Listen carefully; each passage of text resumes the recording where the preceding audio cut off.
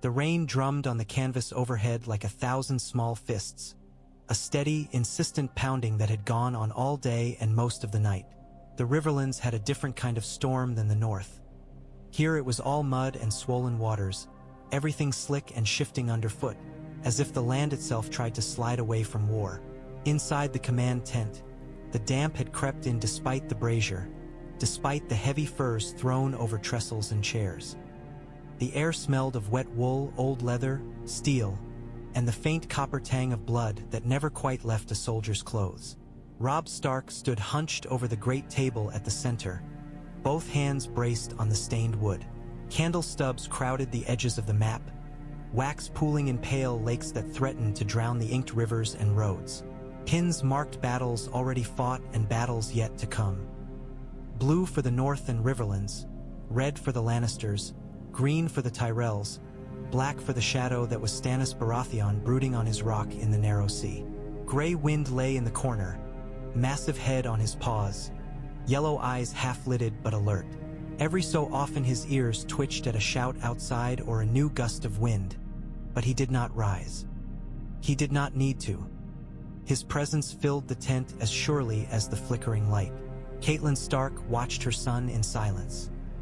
She stood a little apart with Brynden Tully, her uncle, the Blackfish, their shoulders almost touching.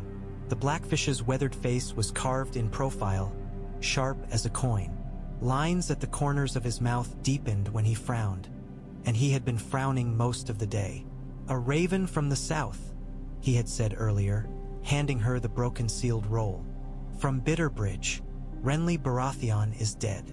Now that message lay open on the edge of the war table, pinned beneath a dagger. Renly's waxy green seal, stag-crowned, had been cracked once by death and again by their hands. The words were short, dry.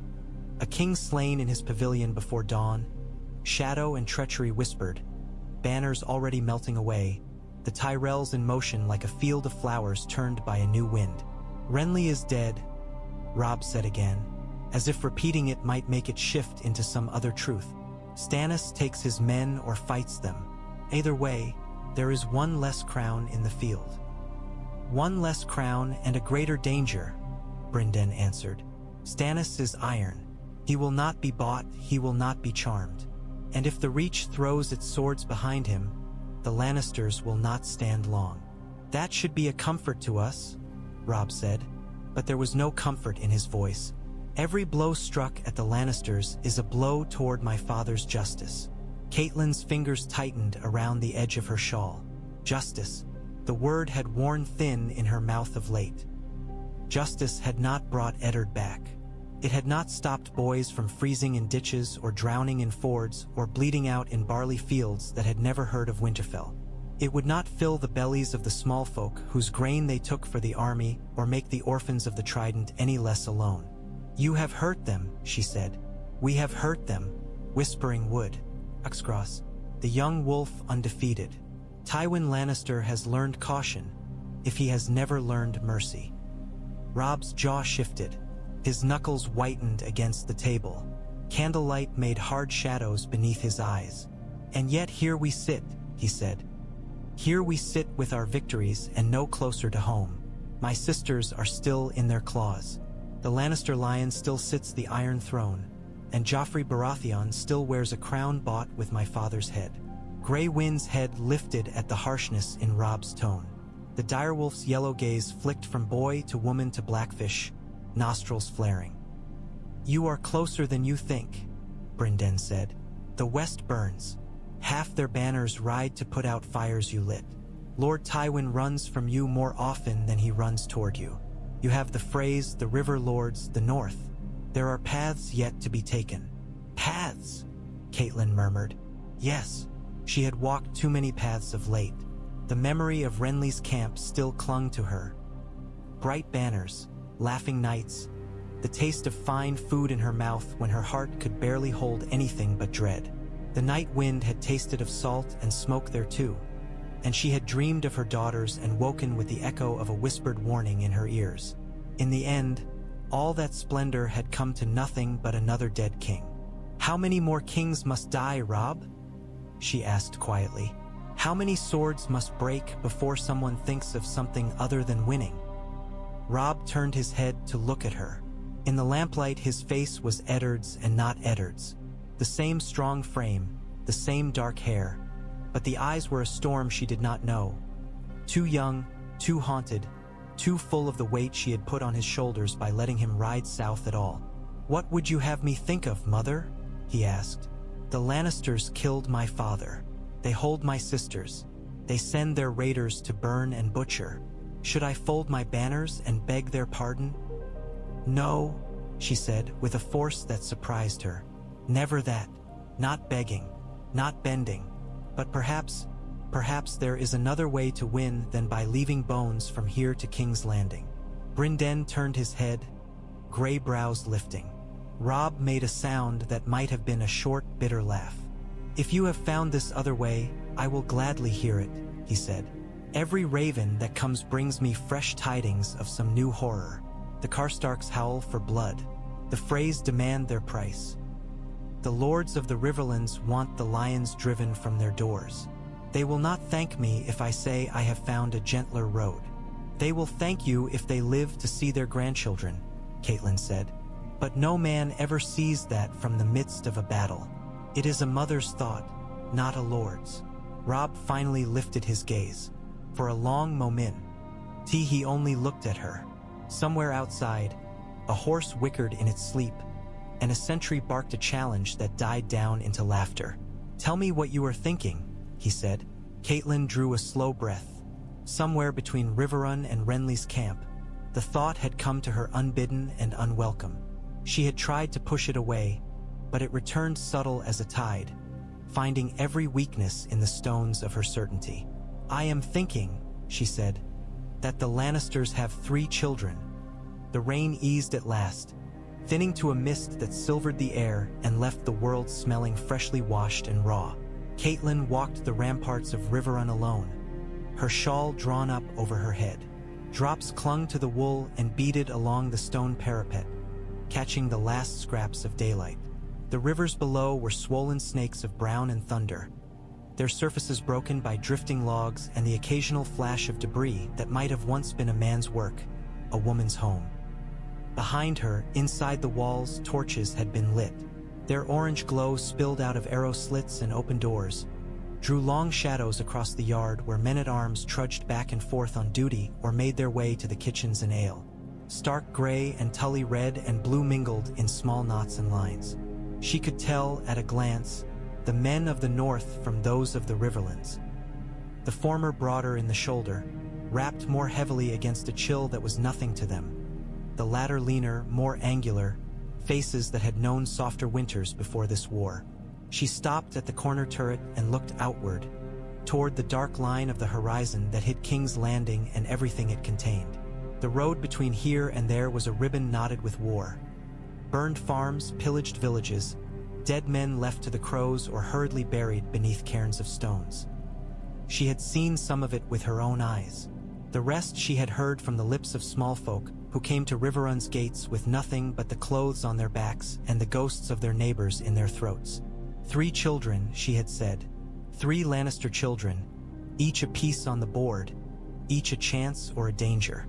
She clasped her hands together upon the cold stone until they ached. When she had been a girl, her father had taken her hand and placed it in Brandon's. Later, after Brandon's death, he had taken that same hand and placed it in Eddard's. Alliances were forged with lives, with wombs, with vows spoken in septs and before heart trees. The realm had never been held together purely by love, though love sometimes grew in the cracks of those arrangements and made them something more than chains. She remembered Lisa sobbing when she learned she was to wed Jon Arryn, a man older than their father. She remembered Peter Baelish's thin, earnest face, smeared with blood after Brandon had almost killed him over her, foolish boy that he had been. She remembered Eddard's quiet, grave eyes when they married, the sense of stepping into a path she had not chosen but would walk nonetheless. She had found contentment in that path. Love even. She had not thought herself cruel. She had raised her children to be dutiful, to understand the logic of duty and the bonds that held houses together. Sansa had dreamed of songs and golden-haired princes, but Catelyn had always known that her daughter would likely be given where she was most needed, not where her heart led. And so now she stood, thinking of Lannister children. Joffrey was no child to build a peace upon. She needed no more than Sansa's letters, stiff and strained, written in a hand that was not quite her own, to know what sort of boy he was. A kingling who had enjoyed the sight of her husband kneeling on that scaffold. There was the stench of the Mad King in him. No, Joffrey would never do. Tommen then, or Myrcella. Tommen was a sweet-faced boy, soft and untried, wrapped in silk and sugar. Myrcella.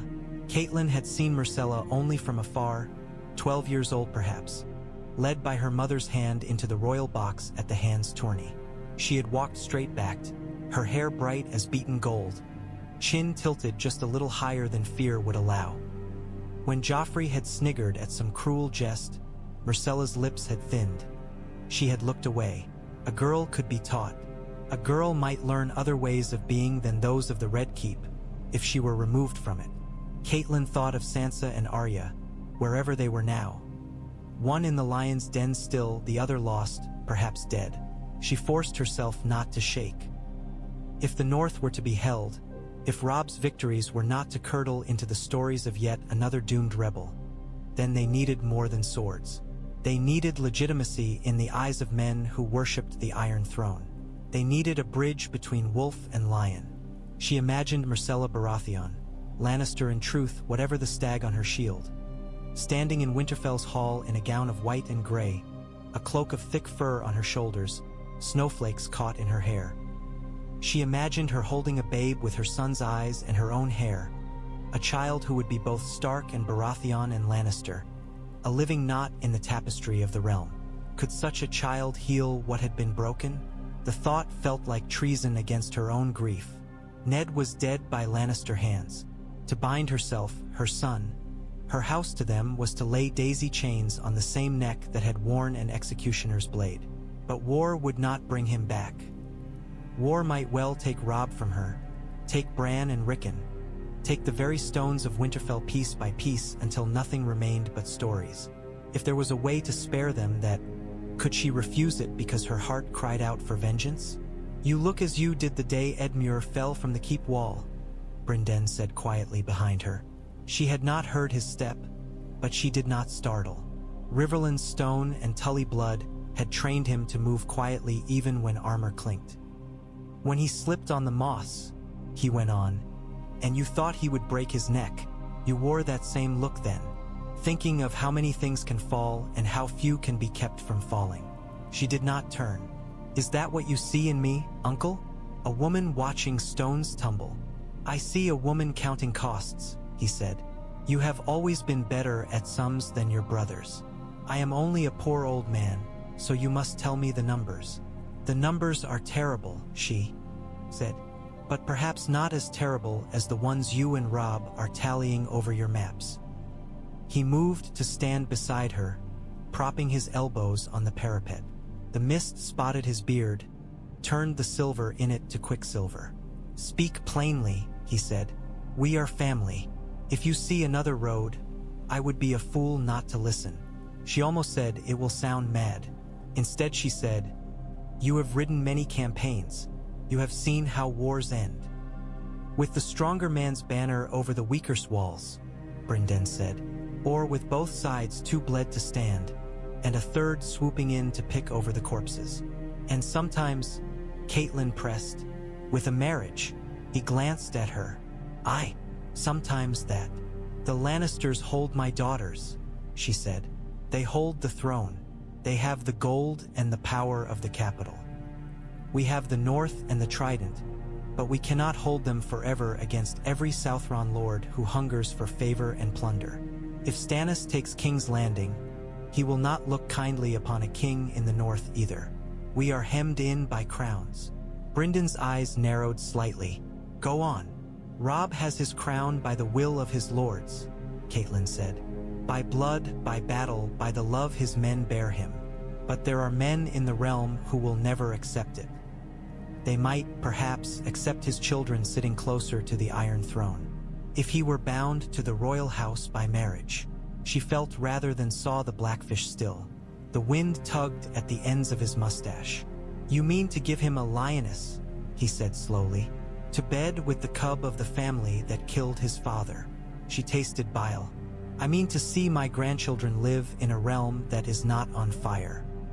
If Myrcella Baratheon were brought here, raised away from her mother's poison, away from Joffrey, I have seen girls become more than the houses that birthed them." "Lisa," Brynden said dryly, "would disagree.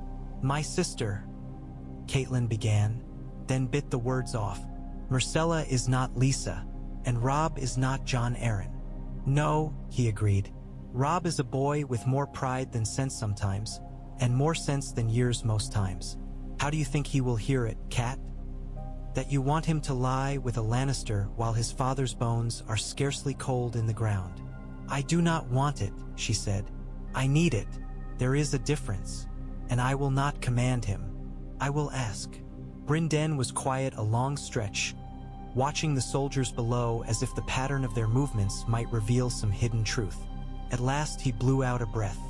"It could work," he said, "if Tywin Lannister sees advantage in it. If Tyrion can be made to think it his own clever notion. If Robb agrees. If the lords accept it. If the Freys can be appeased. A dozen ifs, each with a noose behind it." "All roads now have nooses behind them," she said. "The question is which has the fewest." "You speak like a queen," he said. "Not a lady of Winterfell."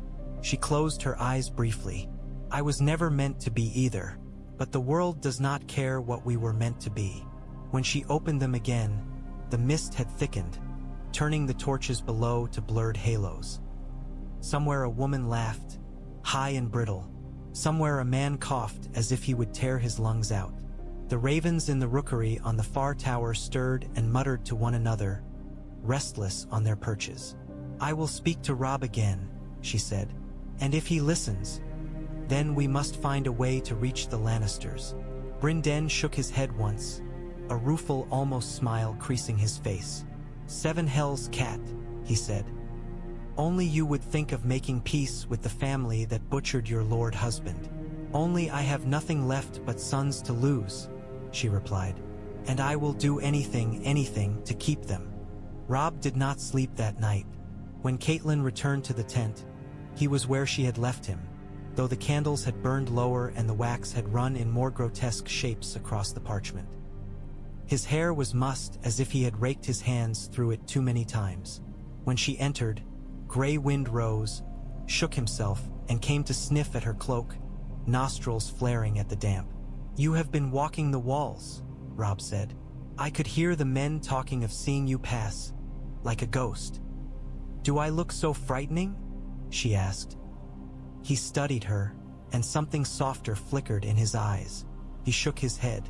"You look like my mother," he said, "but you look as if there is a blade in your thoughts." "There is," she said, "or a salve. I do not yet know which." He gestured to the stool across from him. "Sit then. Show me this salve that looks like a knife." She sat, smoothing her damp skirts, feeling the old ache in her knees that came from years of climbing towers after children. It made her feel older than her husband had ever had the chance to be. "You have told me everything of the war," she said. "Every victory, every loss. I have listened. Will you do the same for me now?" "I will hear you," he said. "I cannot swear to like what I hear. I would distrust your judgment if you liked it too easily," she answered.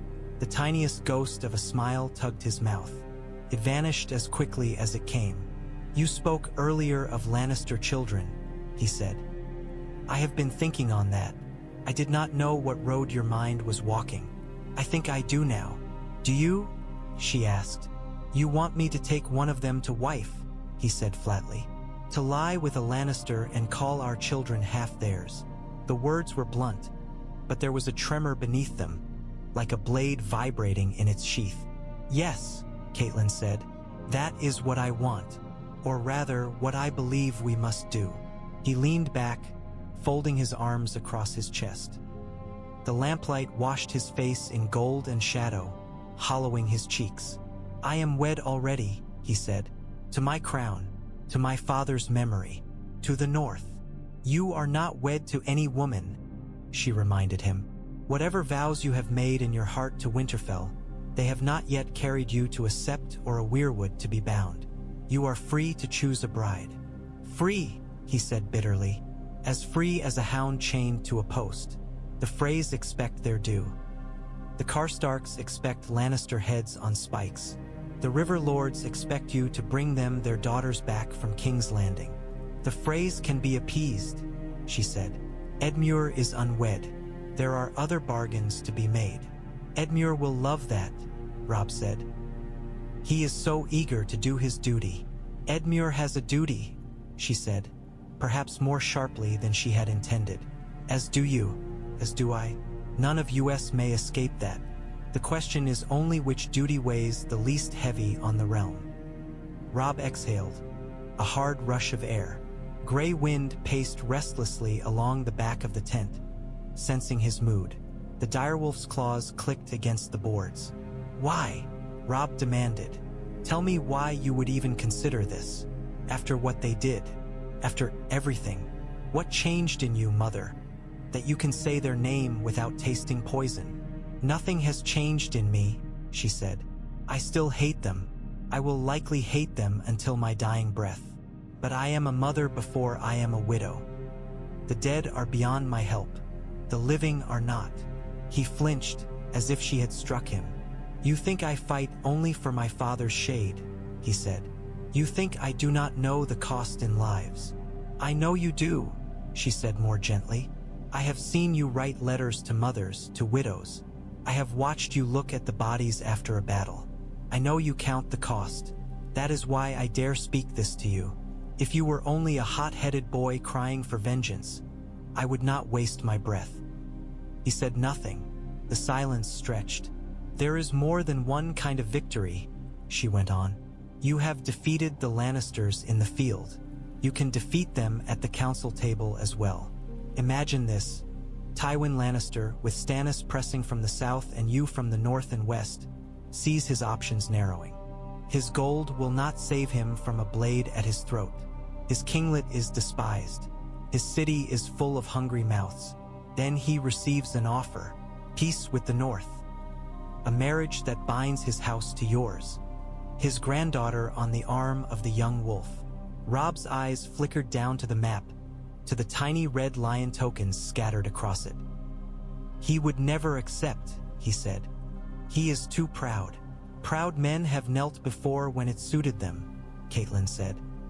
He bent the knee to Robert once the war was lost. He recalls how swiftly banners can change sides. If the Tyrells sense that Stannis cannot be swayed, they will look for another king to back. Better for him if that king is tied to his own blood than if he is left behind entirely. You speak as if the Reach would simply follow your logic, Robb said. Mace Tyrell thinks with his stomach and his pride. His son thinks with other parts. Varys and Littlefinger think with knives in the dark, she said. The small council is a nest of serpents, but even serpents bite hardest when they sense the wind shifting. Tyrion Lannister is hand. He has some sense of the realm's needs. If this idea can be made appealing to him, he will carry it to his father. Robb's brows knit. You put much faith in our enemies' wisdom. I put faith in their self-interest, she said. Tywin Lannister wants his lines secured. He wants his grandchildren safe, his legacy tied to the throne. A union with you gives him that. A child of yours and Myrcella would be a bridge between north and south. He might yet be content to leave you your kingdom if he knows his blood will sit one day in Winterfell and perhaps on the Iron Throne itself. Robb made a soft, incredulous sound. The Iron Throne, he said. You would have my sons in at Pit of Snakes. I would have your sons live, she countered. Better to be wary among snakes than bones beneath the snow. He pushed away from the table and began to pace, hands clasped behind his back, gray wind shadowing him. The wolf's head reached almost to his hip now. They made a mirrored pair, man and beast pacing the length of the tent with restless energy. There is still the matter of my own lords, Robb said at last.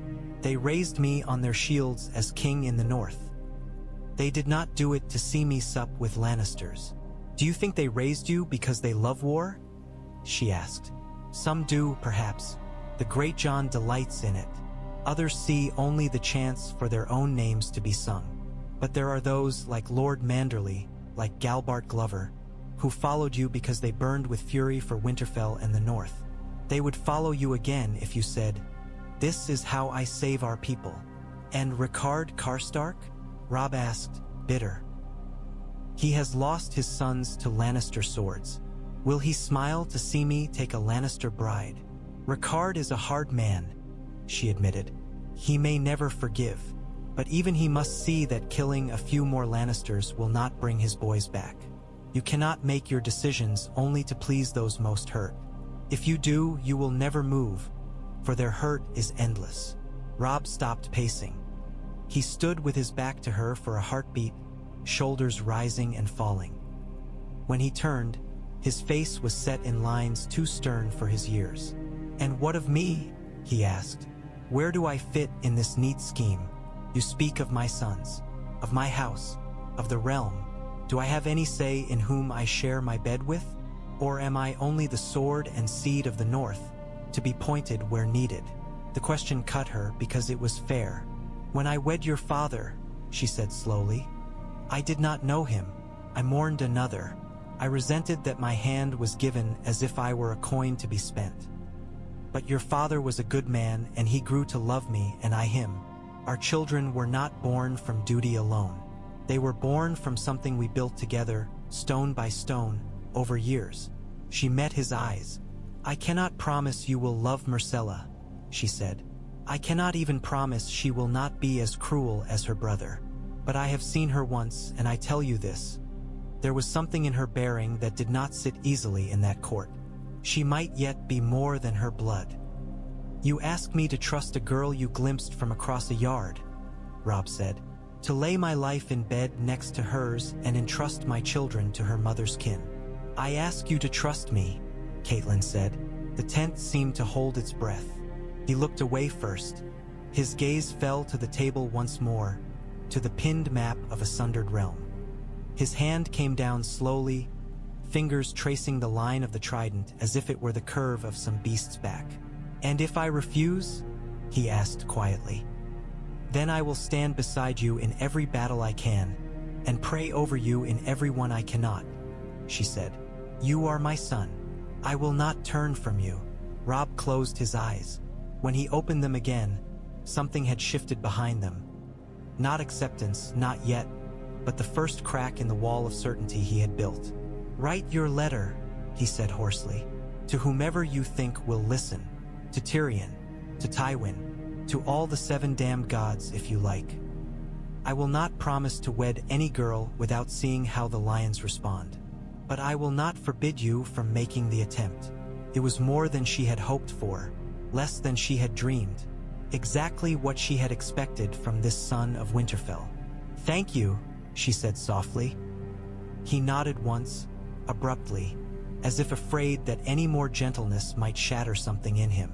"Do not thank me yet," he said. "You may one day curse me for agreeing."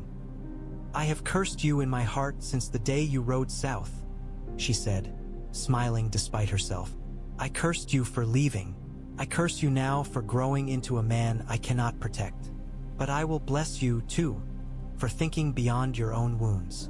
He huffed a, this time more genuine, laugh. "Go wake Maester Vyman," he said. "I would see this letter written before dawn." The Council of Lords met at first light. The rain had broken entirely, leaving the world outside the tent washed clean and pale, but inside the air was thick. More men, more breath, more anger. The Great John arrived first, ducking through the tent flap with a bellow of amusement at the sight of Grey Wind dozing by the brazier. "See, there's a proper king," he boomed, pointing a thick finger at the direwolf. "Sleep when he pleases, eat when he pleases, bite who displeases him. You could learn from him, your grace." Robb managed a faint smile. "I will remember that, Lord Umber." Roose Bolton slipped in next, quiet as a shadow. His pale eyes swept the tent, taking in the map, the number of chairs, the arrangement of candles, everything but the people, or so it always seemed. Edmure arrived late, as he often did, his cloak askew, cheeks flushed from a hasty walk across the yard. "Forgive me, your grace," he said. "I was detained. By your own reflection in the river, I have no doubt," Brynden muttered as he entered behind him, earning himself a scowl from his nephew.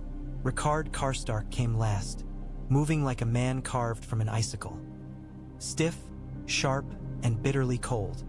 His beard had more white in it than when they had first marched south. His eyes had less of everything. They stood around the table, the lords of the North and the Trident, each bearing his house's honor and grief, expectation and suspicion.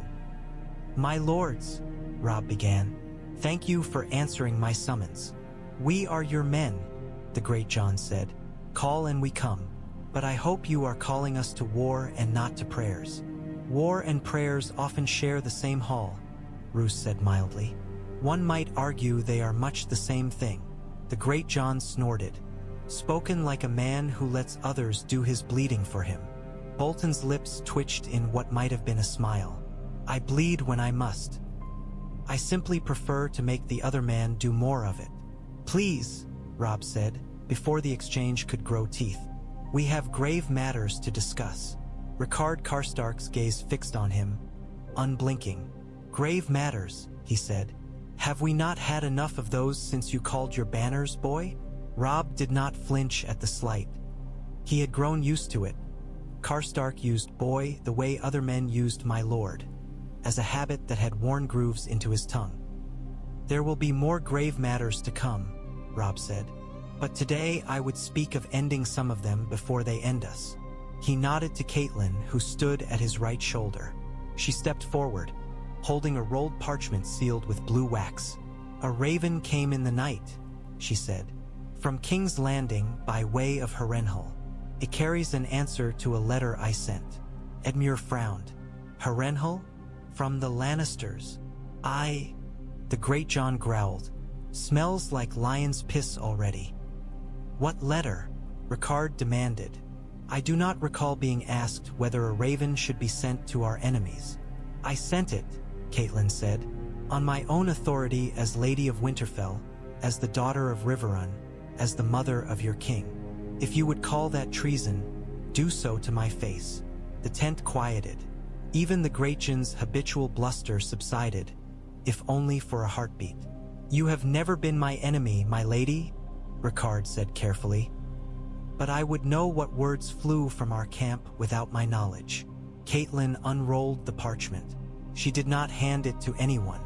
Her gaze skimmed the lines once more, though she had read them thrice by lamplight already. "I wrote to Lord Tyrion Lannister in his capacity as Hand of the King," she said. "I set forth our grievances. I spoke of the North's ancient right to rule itself. I spoke of the cost of this war, and I proposed an alternative." "What alternative?" the Great John demanded. "There is no alternative to Lannister heads decorating spikes." "Marriage," she said, "between Robb Stark, king in the north, and Myrcella Baratheon, daughter of Queen Cersei and King Robert."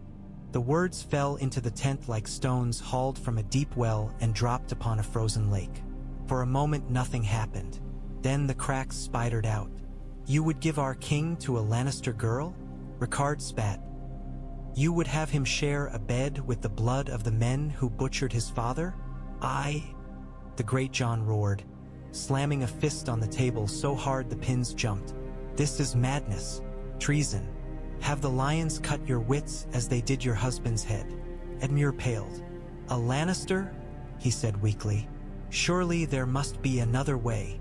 Brynden said nothing. His gaze slid to Robb, as if to remind everyone where the true decision lay. Robb raised a hand. "Enough," he said. "My mother speaks with my knowledge. I consented to the letter being sent, though the words were hers. Lord Karstark, Lord Umber. If you will condemn anyone, condemn me as well." "What did the dwarf say?" Roose asked, voice soft. His eyes gleamed with an unreadable light.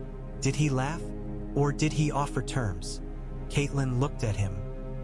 He said, she replied, that the realm bleeds and that there are few in the capital who see any profit in the wound widening. He took the proposal to Lord Tywin. This reply bears Lord Tywin's seal. She tapped the wax. Get on with it then, the great Jon grumbled. Let us hear what the Golden Lion thinks of betting his cub to a wolf. Catelyn read. Tywin's words were spare and harsh and clear. He acknowledged Robb's prowess in the field, his victories against the West.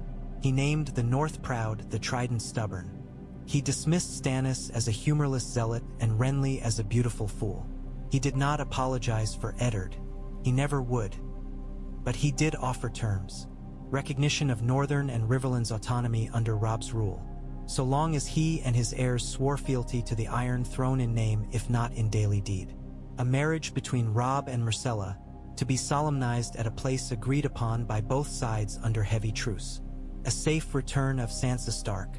A go-faith effort to locate and return Arya if she could be found. Grain shipments from the Reach to alleviate the ravages of war in the Riverlands. In exchange, the North and Trident would withdraw from further offensives against Lannister lands, release their Lannister prisoners, and refuse any alliance with Stannis Baratheon. He dares to demand we kneel to that whelp in King's Landing, Rickard snarled. That abomination on the throne. In name only, Roose murmured. A clever fiction. The sort of thing lords have arranged before when they have wanted peace without humiliation. Peace? The great Jon said, as if the word tasted foul. Is that what you call it when you let the man who murdered your warden keep his gold and his city? Roose's mouth curved faintly.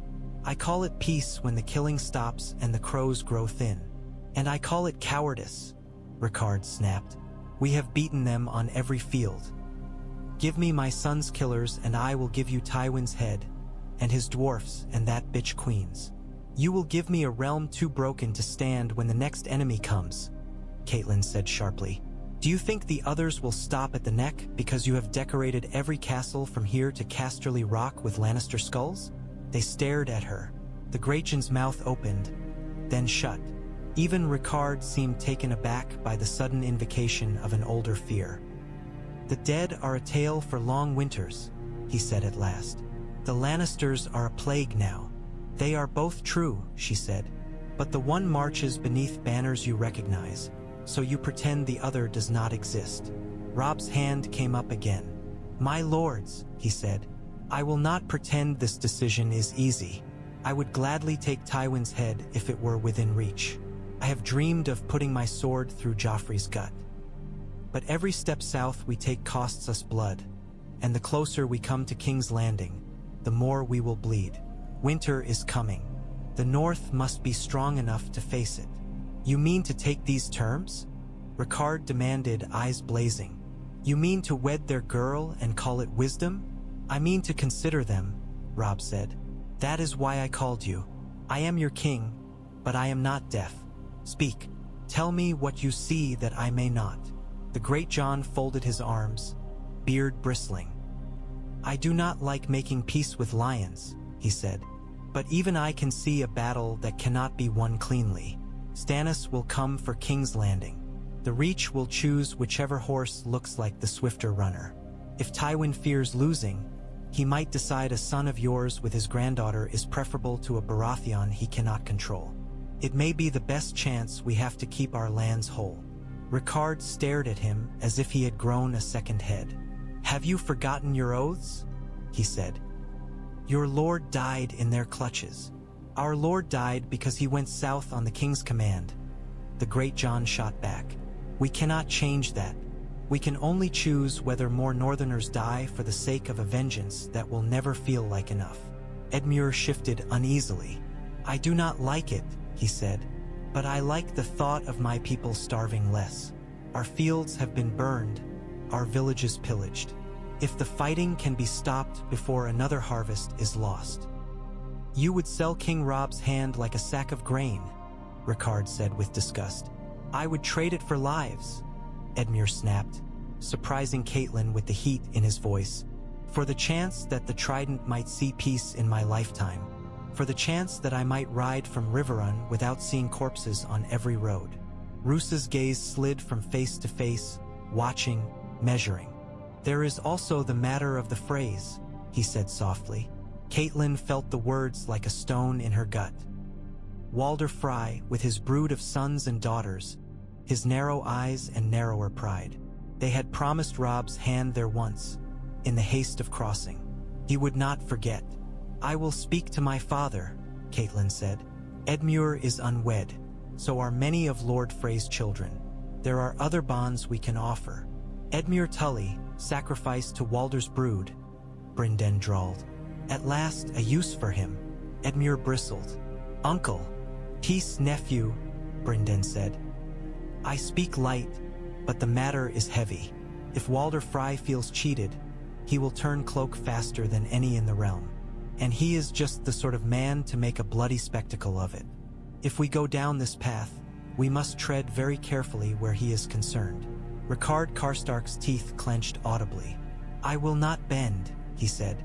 Not to Tywin, not to any of them. If my king takes this Lannister girl to wife, I will not raise my voice in protest in his hall, but I will not give my sword to guard her. Robb met his gaze steadily. I would not ask it, he said. Then you have heard my piece, Ricard said. Do what you will, boy. But know this, there are those who will never forgive. He turned on his heel and strode out, ducking through the tent flap with a violence that made it snap. The silence he left behind was a living thing. My lords, Robb said quietly, I ask for no oaths today, only counsel. I will take what you have said and weigh it. When I decide, I will tell you, and I will expect your obedience, whatever that decision is. Roose bowed his head. As you say, your grace. The great Jon grunted. You are my king, he said. I have shouted it, and I will shout it again. If you say this is the way, I will stand at your side. But I reserve the right to call your lion bitch of a bride a lion bitch to her face. A corner of Robb's mouth twitched. I would expect nothing less, he said. Edmure swallowed. I will speak with my father, he said. And if it falls to me to wed a Frey, I will consider it my part in ending this. Brynden clapped him on the shoulder. There, you see, he said lightly. You will be famous at last. They will call it the Frey Folly, and sing songs of your sacrifice. Uncle Edmure re-groaned. The lords filtered out one by one. When they were gone, only Robb, Catelyn, and Brynden remained. Grey Wind came to lean against Robb's side, pressing his head under the young man's hand. You have loosed a storm, Brynden said to Catelyn. You know that. I did not loose it, she replied. It was already raging. I am only trying to steer us through. Storms may be steered, he said, but sometimes they drown even the best sailors. Robb stroked Grey Wind's fur in long, absent-minded motions. I have to see this girl, he said quietly, before I set my hand to any vow. I will not walk blind into this. You may not be given the luxury, Brynden remarked. The lions may insist on oaths before they send her. Then they can keep her, Robb said, a flash of steel in his tone.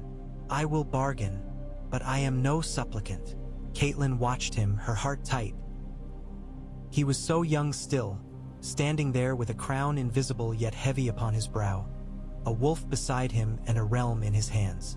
I will see that the next raven carries your condition, she said, and we will pray, all of us, that the lions are as frightened as we hope. In King's Landing, the air smelled of rot beneath the perfume. Tyrion Lannister sat alone in the Tower of the Hand, feet propped on the edge of a low table, a cup of wine cradled in one hand and a Stark, Tully letter in the other. Outside, the city murmured and groaned. The bells had been put back in their towers, but they rang less and the cries below them more. Refugees from the war clogged the streets. The gold cloaks did what they could, which was never enough and often too much, depending on who told the tale. The letter was written in a strong, uncompromising hand. Catelyn Stark's voice lived in every line. The North's grievances, the Riverlands' scars, the litany of offenses committed by the crown. It was almost impressive, the way she had catalogued his family's sins. He had raised his mug in a silent toast when he first read it. Now he read it again, lingering on the end. The proposal that had seemed so absurd at first glance and less so with each subsequent. "Peace," he murmured. "How quaint." The door creaked. Varys slipped inside as if he had been blown there by a draft. Hands tucked into voluminous sleeves, face smooth and bland and unreadable. "Good evening, my Lord Hand," he said. "Or is it still afternoon? One so easily loses track of time in the capital." "You lose track of many things," Tyrion said, "except secrets, those you tuck in your sleeves." Varys smiled. "You wound me." "Not yet," Tyrion said. "Take a seat if you must. I was just communing with our northern friends." Varys's gaze flicked to the parchment. "Ah," he said, "the letter from Riverrun. You have seen it?" "I see most ravens that pass through the city," Varys said, "though I do not always read them. I found the seal on that one most intriguing." Tyrion grunted. "I found the contents more so. Lady Stark has a sharp mind. Sharper than most of the men she rides with, if her words are any indication." "She has been tempered by grief," Varys said, "and by the knowledge that she has children on both sides of this war." "Yes," Tyrion said softly, "there is that." He took a sip of wine, swirled it in his mouth, let the taste wash away the ash that always seemed to coat his tongue in this city. "She proposes," he said, "that we end this charming little family squabble by marrying my niece to the boy who has been making such a nuisance of himself in the Riverlands." Varys raised his brows, just enough to suggest surprise without revealing whether it was genuine. "A daring thought," he said. "And what does your lord father think of it?" Tyrion waved the parchment bearing Tywin's seal. "He thinks it has merit," he said, "provided the North swears some form of fealty. Provided the wolf pup doesn't get any ideas about marching on the capital afterward. Provided the Tyrells can be kept from changing horses mid-race. A great many provideds. Your father has always trusted in the future his gold can buy," Varys said.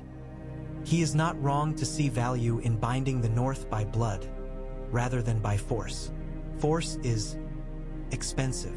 "So is Myrcella," Tyrion said, "though in a different way than gold." He pictured his niece as he had last seen her.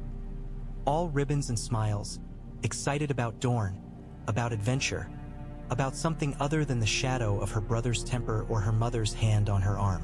In one turn of a quill, he could change that future. No Dorne, no sun-soaked water gardens.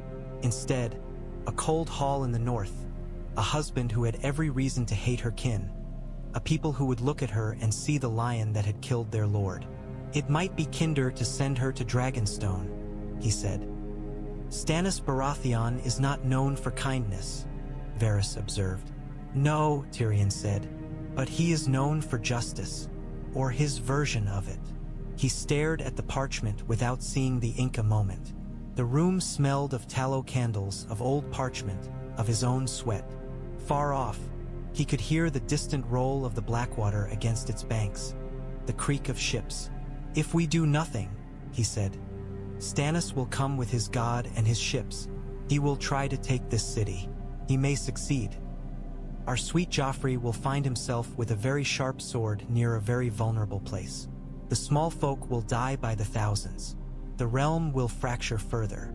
And yet," Varys said mildly, "you have done much to strengthen the city's defenses. Your wildfire, your chain. You may yet surprise Lord Stannis." Tyrion snorted. "Surprise only carries one so far. In the end, it comes down to men and steel and numbers. We are short on the former two, and the latter are far too often on fire." "And with this marriage?" Varys asked. "With this marriage," Tyrion said slowly, "we might hold the North in place, keep it from joining Stannis, or from carving off its own crown forever. We might gain the semblance of legitimacy in the eyes of those who think more of bloodlines than of ability. Lord Tywin keeps his precious capital. Robb Stark keeps his frozen kingdom. Everyone goes home with something, instead of no one going home at all." He drained his cup and set it down with more force than strictly necessary. "Which is why I have told my Lord Father that I support it," he said. "I am Hand of the King. My duty is to the realm, not to my niece's childhood dreams, however much it may ache." Varys's eyes softened, just for an instant. "You have a good heart, my lord," he said. Tyrion snorted. "Don't spread that around. It will ruin my reputation. In any case, my heart does not sit the Iron Throne. Joffrey does. And my sister has opinions." "Indeed," Varys said. "Has she been informed?" Tyrion rubbed the scar on his face, a habit he had yet to break. The skin there felt like someone else's, stiff and foreign. "She has been invited to a private supper," he said, "at which I will be poisoned, shouted at, or both. Then I shall arrange for the apothecaries to be on alert," Varys said. "If it eases your mind, know this, how ever loudly the queen may protest, Lord Tywin's call carries more weight than her cries, especially now. And there are those in the city who will see wisdom in bringing this war to a close." "The small folk?" Tyrion asked bitterly. "They would cheer if I married Joffrey to a goat, so long as the goat promised them lower bread prices." "The small folk will cheer for anyone who brings them safety," Varys said. They remember King Robert's first ride into the city, when he was all smiles and promises. They remember how swiftly such things can sour. Give them a princess who speaks softly and a king in the north who sends grain when winter bites, and they will make their own sort of peace with new banners. He rose, smoothing his robes. "I shall leave you to your letters," he said, "and your supper." When he had gone, Tyrion poured himself another cup of wine. He stared at the letter again. "Little bird," he murmured. He did not mean Sansa. "Little Lioness. Myrcella, my dear, it seems we are all pieces on someone else's Cyvasse board. At least I still get to move a few of the tiles." He picked up a quill. There were more letters to write. One to Lord Tywin, confirming his recommendation. One to Catelyn Stark, conveying the acceptance with the additions Lord Tywin had demanded. One to the Master of Ships, to begin quiet inquiries about what it would take to send a Lannister princess up the river under truce and a forest of banners. Outside, the city turned and groaned in its uneasy sleep. Inside, Tyrion Lannister began to set ink to parchment, reshaping the lines of war with each stroke. Myrcella Baratheon had always loved the gardens. In the gardens, the walls of the Red Keep did not feel so close. The air smelled of earth and roses and lemon trees, not of chamber pots and fear. The shadow of the throne did not seem to reach quite so far when she sat beneath an arbor and listened to Tommen laugh at the kittens chasing each other across the gravel paths. Today there were no gardens. Her mother had sent for her to come to her own chambers, a place of red and gold and wine-dark hangings. Cersei sat by the window, a cup in hand, her hair braided in an elaborate cascade over her shoulders. Joffrey lounged near the hearth, one leg flung over the arm of a chair, idly swinging his foot. He glanced up when Myrcella entered, his lips already curling into that familiar almost smile that never quite reached his eyes. "Mother," Myrcella said, dropping a small curtsy. "You sent for me?" "Yes," Cersei said. Her voice was smooth, as ever, but there was a tension in it that made Myrcella's stomach tighten. "Come here." Myrcella crossed the room. Her slippers sank into the thick carpet. She folded her hands before her, as Septa Mordane had taught her long ago, before Septa Mordane had gone away like so many others. "There has been discussion," Cersei said, "about your future." Myrcella's heart skipped. For years, her future had been Dorne in every whispered conversation. Water gardens and orange trees, long heat-drowsy days beneath an open sky, betrothed to some dark-eyed prince who would treat her kindly and never raise a hand to her. She had cherished that picture the way she cherished the delicate glass serpent her uncle Tyrion had given her when she was little. Fragile, precious, something she tried not to look at too often for fear it might crack. "Dorne?" she asked, almost afraid to say the word. Cersei's mouth tightened. "No," she said, "not Dorne." The glass serpent shattered silently in Myrcella's mind. "You have a duty," Cersei went on. As a princess, as my daughter, the realm is complicated. Our enemies gnash at our doors even now. There are wolves in the riverlands, krakens in the sea, traitors in every shadow. Your grandfather and your uncle have devised a way to bring one of those threats to heel. She extended a hand. In it was a folded parchment, broken wax hanging in pale shreds. Myrcella took it carefully. The seal was no longer the crowned stag of her supposed house, but a wolf's head pressed into blue. She read. The words blurred after a line, then came into focus again. Myrcella read them twice, trying to make them mean something else. A marriage. To Robb Stark. The young wolf, Joffrey said with a sneer. They call him that, you know. He thinks he's a king. Myrcella looked up. They want to send me north, she said. To him. They want you to chain him, Cersei said. Your grandfather believes that if he has reason to think his blood might one day sit the Iron Throne, he will be less eager to tear it down. Men care for such things. Legacies, heirs, names. And what do you believe? Myrcella asked before she could stop herself. Cersei's eyes flashed. For a heartbeat, something unguarded showed there. Not cruelty, not calculation, but something like fear. I believe you are my daughter, Cersei said, and I do not like the thought of sending you into the snow among savages who worship trees and flay their enemies. But the realm must be held, and sometimes we must bleed to bind it. I was married to a drunken oaf I despised. You will at least have a handsome boy your own age, if the tales are true. Joffrey laughed. The dog-faced northern cur, he said. Let him have her. Perhaps she can teach him manners. Myrcella's cheeks burned. He is a king, she said. Like you. He is not like me, Joffrey snapped. He is a traitor, and he will kneel or die. Peace, Joff, Cersei said, though there was little peace in her tone. Your grandfather has not asked your leave. He should, Joffrey muttered. I am the king. On paper, Cersei said under her breath, too low for anyone but Myrcella to hear. Myrcella looked down at the letter again. The Stark words were formal, but there was an earnestness beneath them. Robb Stark spoke of duty as if it were a cloak he wore gladly and a weight he could not set down. He did not ask for love.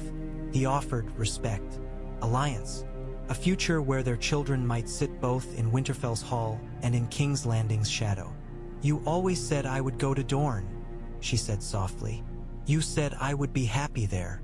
Cersei's face tightened further. I said many things, she said. The world has changed. Would you have your brothers torn apart by war because you wanted lemon trees and warm water? Myrcella swallowed. Tommen's round, earnest face rose in her mind. Joffrey's sharper, crueler one followed. She did not love Joffrey, but he was her brother still. And beyond them, she saw the city itself. The thin-faced children in Flea Bottom, the women who lined up for bread that grew more stale by the day, the men who went to the walls with pitch and bows and came back with fewer fingers. I don't want anyone torn apart, she whispered. Then you will do this, Cersei said. You will go north and you will smile and you will be everything I taught you to be. Charming when it suits you, pleasing when it profits you, unbending when it matters. You will make them love you and fear you as needed. You will remember that you are a lion, even if you sleep in a wolf's den. Myrcella looked at Joffrey again. He was watching her with a look she could not quite place. Part amusement, part contempt, part something like calculation. You'll freeze, he said. They'll make you eat raw meat and sit in halls full of smoke. They'll smear dung in their hair and call it perfume. You do all of that already, she said, before caution could catch up with her tongue. Joffrey's eyes flashed. His hand twitched toward the dagger at his belt. Cersei's gaze snapped to him, sharp enough to draw blood. Enough, she said. Tommen is waiting. He must be told as well. Go to your brother, Joffrey. Tell him his sister is to be a queen in the north. Make him understand what that means for our house. Joffrey hesitated, then pushed himself to his feet with ill grace and stalked out, the door slamming behind him. Cersei turned back to Myrcella. For a moment, all the hardness seemed to drain from her, leaving her looking tired, old in a way that had nothing to do with years. "I wanted better for you," she said quietly. "But better is a luxury we no longer have. The Starks have wounded us. The Baratheons tear at us. The Greyjoys raid. Even Stannis' shadow reaches here. There must be some balm. You will be that balm. I am not a salve to be smeared over your wounds," Myrcella said, surprising herself again. "No," Cersei said. "You are my daughter, and you will do as you are told. But you may find something of your own in it. Each of us carves what small freedom we can from the cage we are given." She stepped forward, took Myrcella's face between her hands, and kissed her brow. "Remember this," she murmured. "Trust no one fully. Love, if it comes, is a blade with two edges. But you are strong. The North will not break you." Myrcella closed her eyes briefly, feeling the press of her mother's lips, the faint lingering scent of wine. When she opened them, the chamber seemed both unchanged and entirely different. "What is he like?" she asked. "Robb Stark. Do you know?" Cersei's mouth twisted. "Stubborn," she said. "Honorable, if such a thing still exists. Dangerous because of it. He fights well. He wins. He has a wolf that tears out throats." "A dire wolf," Myrcella said. "Sansa wrote of them." "Yes," Cersei said. "She did." Myrcella looked down at the letter once more. Robb Stark's ink lay steady on the page, firm strokes that did not waver. "I will go," she said, more to herself than to her mother. "And I will see if the North is as savage as the stories say. Perhaps they tell stories of us as well." "They do," Cersei said, "and most of them are true." When Myrcella left the chamber, the corridors of the Red Keep felt narrower than ever. The gardens, when she reached them, seemed smaller. The lemon trees smelled too sweet. She sat on a bench and watched Tommen play with the kittens. When he ran to her and flung his arms around her waist, babbling about how she was going to be a queen, she held him tightly and smiled until her cheeks hurt. Later, when she went to bed, she lay awake long into the night, listening to the wind. It sounded, just for an instant, like wolves howling far away. The raven bearing Tywin Lannister's answer arrived at dawn, black wings beating against a sky flushed pink with early light. It landed on the rookery's stone ledge, shaking out its feathers, eyes bright and beady. Maester Vyman took the cylinder from its leg with hands that trembled slightly. Not from age, Catelyn knew, but from the weight of the seal pressed into the wax. Tywin's seal, the golden lion. Now Robb stood by the narrow window of the chamber that had once been Hoster Tully's and might one day be Edmure's, the scroll in his hands. The light of the single candle on the table made the wax glisten like a drop of frozen blood. Grey wind paced restlessly near the door, claws clicking softly on stone. Every so often he huffed and glanced at the raven in the corner, now stuffed and fed, which eyed him warily in turn. Catelyn watched her son from a chair by the hearth. Her hands were folded in her lap, but she could feel the tension in every finger. Brynden stood behind her, leaning against the mantel, arms crossed. "Open it," the Blackfish said. "The longer you stare, the less it will change." Robb's mouth twitched. "I was hoping that if I stared long enough, a better set of terms might appear," he said. "Perhaps one that says, 'We will hand you all our heads and crowns, and you need only nod.'" "We can dream," Brynden said. Robb broke the seal. The parchment unfurled with a dry whisper. He read silently, his eyes skimming line by line. Catelyn studied his face, searching for clues in the tightening of his jaw, the furrowing of his brow. At last he lowered the letter. "He agrees," Robb said. There was a note of wonder in his voice, as if the idea of Tywin Lannister agreeing to anything he had suggested was somehow more shocking than a dragon descending upon the battlements. "To the marriage?" Catelyn asked. "To the marriage," Robb said. "To the North's autonomy, to withdrawing his raids from the Riverlands, to sending grain, to returning Sansa, and to searching for Arya, though he makes no promises there."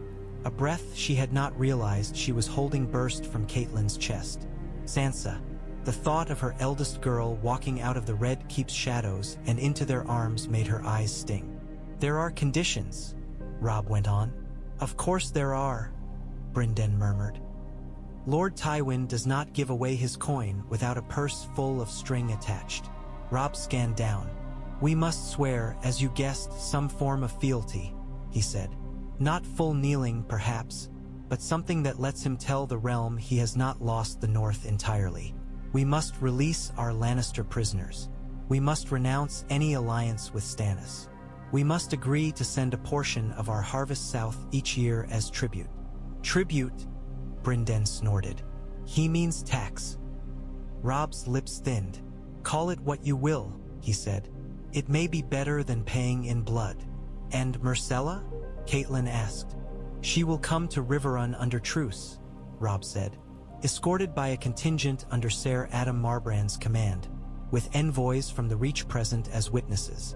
The marriage will be formalized here, with as many great lords as can be gathered without risking another battle breaking out on the banks of the Trident." Brynden whistled softly. "That will be a sight," he said. "Lions and roses and wolves all in one hall. Let us hope the tables do not collapse under the weight of their pride." Catelyn's fingers dug faintly into the arm of her chair. "Do you believe him?" she asked. "Do you believe Tywin Lannister will abide by these terms?" Robb looked toward the window. Outside, the courtyard bustled with the ordinary work of a castle at war. Men carrying buckets, boys running messages, women hauling laundry, the clang of a blacksmith's hammer from the far side. Life, persistent as weeds. "I believe he will abide by them so long as they serve his interests," Robb said, "which is all any lord can promise. Stannis looms. The Greyjoys gnaw at his western shores. He cannot afford to fight on so many fronts forever. If marrying his granddaughter to me buys him breathing room, he will take it. And when he no longer needs us?" Brynden asked. "Then we make sure he still does," Robb said. "By making the North strong. By ensuring that if he ever thinks to turn again, he will know the cost will be more than he can pay." He set the letter down on the table, beside the map that had been their constant companion. "So," he said, "we have our answer. Now I must give mine." Catelyn rose. "There is still time to refuse," she said. "Do not think that because we have come this far, we are bound." Robb looked at her. For a moment she saw the child he had been, the boy who had run through Winterfell's halls with Bran and Jon at his heels, face flushed from the cold, eyes bright. Then the vision was gone, replaced by the man the war had made. "How many ravens have we sent, begging for aid?" he asked. "How many dead letters have flown from this rookery? This is one that returns with an answer other than no, or we cannot, or silence. I would be a fool not to seize it." "That does not mean you must wed her," Catelyn said. "You might demand other concessions, hostages, gold, and condemn some other girl to be the bridge instead," Robb said quietly. "Some cousin, some sworn lady. Let her leave her home and go to a stranger's bed while I sit snug with a northern bride?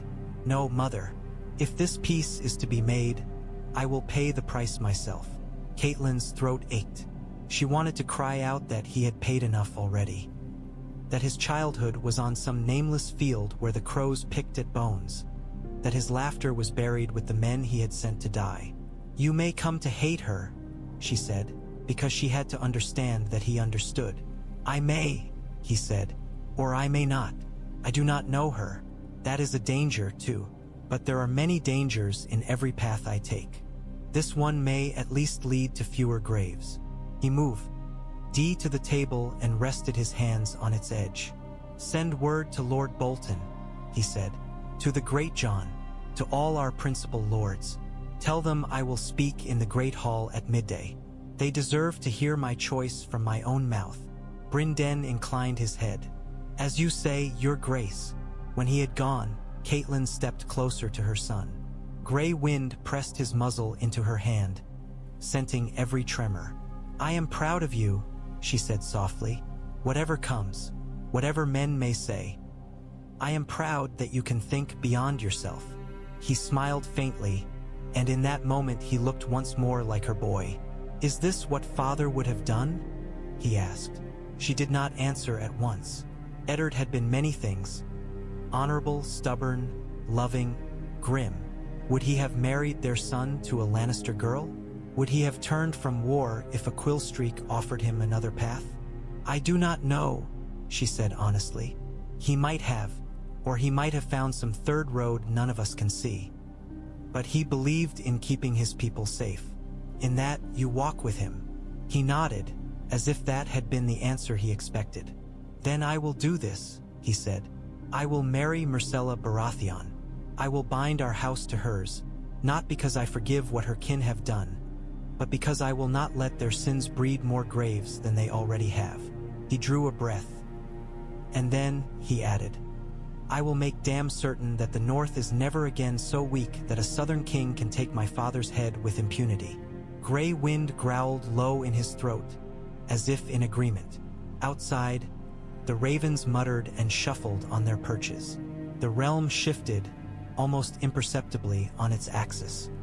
The great hall of Riverrun had seen feasts and wakes, oaths and arguments, the full span of what men did beneath stone and timber. Now it saw something that was all of those things at once. The banners of Stark and Tully hung side by side behind the high table, Direwolf and Trout watching each other with stitched eyes. Between them, someone had hung Robb's crown above the chair at the center. A circlet of bronze and iron, hammered into rough points like the antlers of some riverland stag. The lights from the chandeliers made it gleam, but not so brightly as the eyes of the men below. The lords stood shoulder to shoulder, no room for sitting. Their armor and cloaks brushed against one another. The murmur of their voices rose and fell like the sound of a distant sea. Catelyn stood on the dais to one side of Robb's chair, Brynden nearby. Edmure fidgeted, fingers drumming on the table. When Robb entered, the murmur stilled. He wore no mail, no worked steel, only a plain leather jerkin over a tunic of gray, the Stark cloak on his shoulders. Gray wind padded at his heels, causing men to shift instinctively aside, making a path. He did not sit. He took his place before the high table, crown above him, hall before him. "My lords," he said, his voice carried, honed by months of shouting orders across battlefields. "You raised me on your shields and hailed me as king in the north. You have followed me south. You have bled for me. For that, I thank you." A low rumble of assent answered him. "I told you when we first set out," he went on, "that we rode for justice, for my father's memory, for the safety of the north, for the riverlands that my mother calls home. None of that has changed. The Lannisters have not risen from their knees to ask our pardon. They have not repented.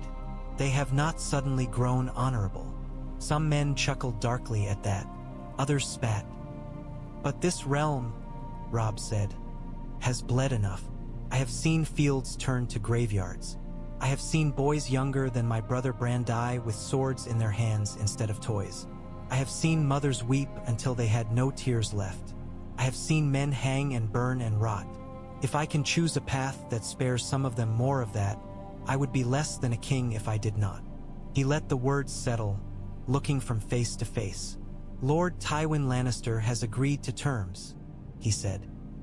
"Not all the terms we might wish, not all the justice we deserve, but terms that will end the war between us, if we accept them."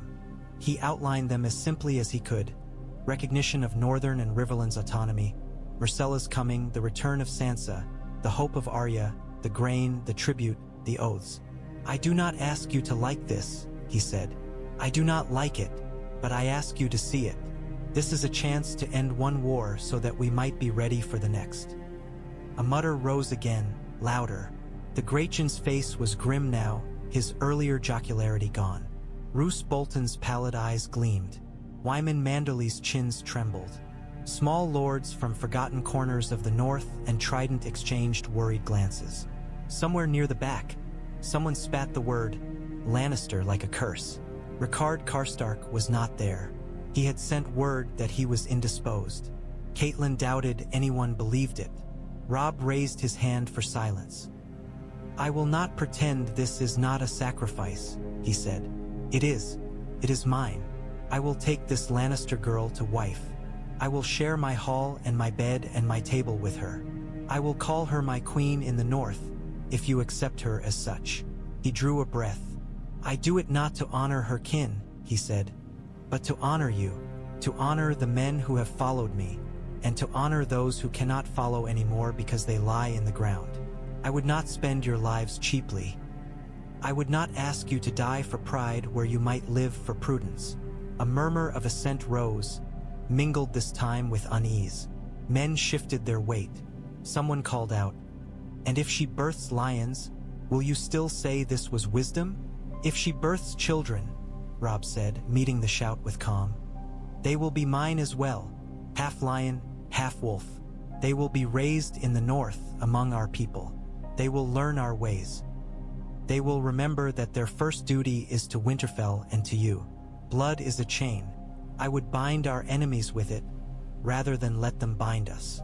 Another voice, "And the Freys, your grace? What of Lord Walder and his promised girl?" Robb's jaw tightened. "The Freys will be answered," he said. "Catelyn Tully has offered that her brother will wed one of Lord Walder's daughters in my stead. Lord Edmure has agreed." Edmure swallowed visibly, then nodded. His face was pale, but he straightened his shoulders. A murmur swept the hall, a mix of amusement, admiration, and relief. Someone chuckled something about trout in a net. "The path ahead will not be easy," Robb said. "There will be those who call this cowardice. Let them. I will bear their scorn if it means fewer of you must bury your sons. There will be those who say I have bent the knee in truth. Let them. I know and you know that the north remains our own. No parchment can change the heart of a people." He stepped forward, closer to the crowd, so that the front rank could almost touch him if they reached out. Gray wind slipped in beside him, a bristling shadow. "I ask you now," he said, voice ringing, "not as your king, but as the boy you once knew, as the son of Eddard Stark and Catelyn Tully. Will you stand with me in this? Will you hold the north with me, not by burning half the realm, but by forging a bond that even Lannister gold cannot easily break?" For a heartbeat, the hall was silent. Then the great Jon stepped forward. "I raised you on my shoulders, boy," he said. "I shouted your name until my throat bled. I would have followed you to the ends of the earth. I will follow you into this too. If you say this is the way, then by the old gods and the new I will call you. Our lion girl my queen and drink her bloody health." He dropped to one knee, slamming it onto the flagstones with a crack. "King in the north," he roared. Others took up the cry. Wyman Manderly knelt, his belly settling heavily on his thighs. Galbart Glover went down. The small lords of the Dreadfort's shadow hesitated only a breath before joining. Even some of the river lords bent, following the lead of men stronger than they. "King in the north," they thundered. "King in the north." Gendry, Robb thought suddenly, recalling a name he had only heard once in passing. Some bastard boy in a blacksmith's forge that had meant nothing to him then. There were 1,000 unknown lives in this hall, 1,000 paths that would be changed by what he did now. He inclined his head, accepting their acclamation, but his eyes sought those who did not bend. A few remained standing, men with folded arms, with tight mouths, with eyes that refused to meet his. They were few, but they were there. He memorized their faces. "We will have much to do," he said when the roar subsided. "Ravens to send, terms to finalize, preparations to make for our guest." The word tasted strange, but he forced it out. "Go," he said. "See to your men. Speak with your maesters. Think on what you have heard. This day we take a step not toward victory or defeat, but toward something stranger. We will face it together." As the hall emptied, he turned to Catelyn. She looked as if she had aged in these last moments and somehow grown stronger too, like iron in the forge. "You did well," she said softly. "So did you," he answered. "We have set our feet on this path. There is no turning back now." "There never was," she said. "Only different ways forward. When the hall had emptied and the last echo of King in the North had faded from the rafters, Robb went searching for silence. Riverrun's Godswood was no Winterfell. There was no hot spring-fed pool, no ancient smell of iron and earth. The heart tree here was younger, its trunk less gnarled, its face carved by hands that did not remember the first snow. But it was still a piece of the old North, transplanted to softer soil. The moon rode high, a pale coin caught in cloud. The grass beneath his boots was damp. The air held a hint of the chill that would grow teeth with winter's true arrival. Gray wind ghosted ahead of him, weaving between the trees. The direwolf's coat blended with the shadows, only his eyes catching the moonlight. He reached the heart tree first, circling it, sniffing, then settling with a huff at its base. Robb approached more slowly. He could feel the eyes in the bark watching him, even though he knew that was only the trick of the carving. He knelt, his knees sinking slightly into the soft soil, and bowed his head. He had never been as devout as some. His father had prayed in the Godswood each day, lips moving in silent communion. Robb had preferred the training yard, the wind in his hair, the jolt of wooden swords meeting. But he had always felt something here, a weight, a listening. "Father," he said, feeling ridiculous and desperate all at once. "I do not know if you hear me. They say the old gods have no voices, only silence. But if you are with them, if there is any part of you in these leaves and roots, I hope you are listening." The leaves rustled overhead, a whisper of sound. It might have been the wind. It might have been nothing at all. "I am going to marry the daughter of the man who killed you," he said bluntly. The words hung in the air like frost. "I am going to take her into our hall. I am going to give her our name, and our children will carry her blood." He drew a breath. "I don't know if it is right," he said. "I only know that the roads that feel right all lead to more graves. I have tried to fight as you would have, with honor, with justice. I spared Ser Jaime when others called for his head. I punished men who broke their vows. I have won battles, but the more I win, the more we lose." Gray wind whined softly, pressing his head against Robb's shoulder. The pressure was grounding like a hand. "I don't want to do this," Robb admitted. "I don't want to lie beside a girl whose kin sent a headsman to our father. I don't want to smile at lions, but I want to see Bran walk again. I want to hear Rickon laugh. I want Sansa to come home and Arya to be found. I want the men who raised me on their shields to go home to their wives, not to their graves." He looked up at the face carved into the heart tree. Eyes bleeding red sapped down a pale trunk, mouth slightly open as if about to speak. "What would you have done?" he whispered.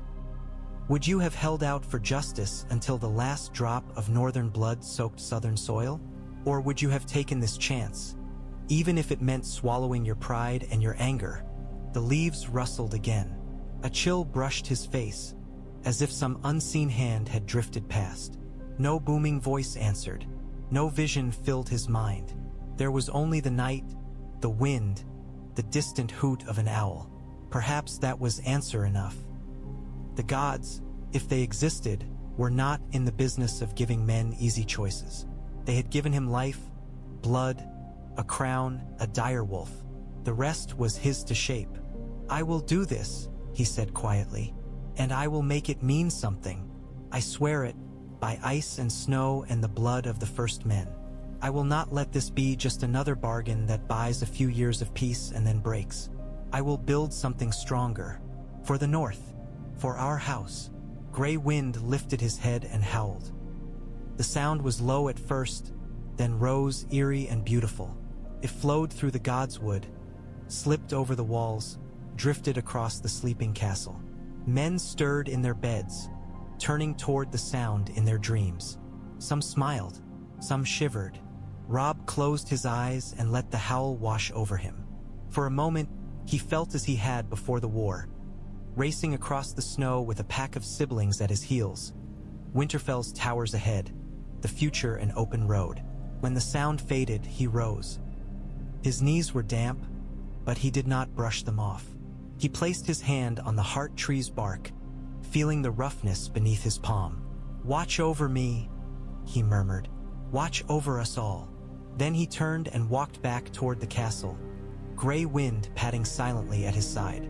Behind him, the heart tree stood, red leaves shivering against the sky, silent and seeing.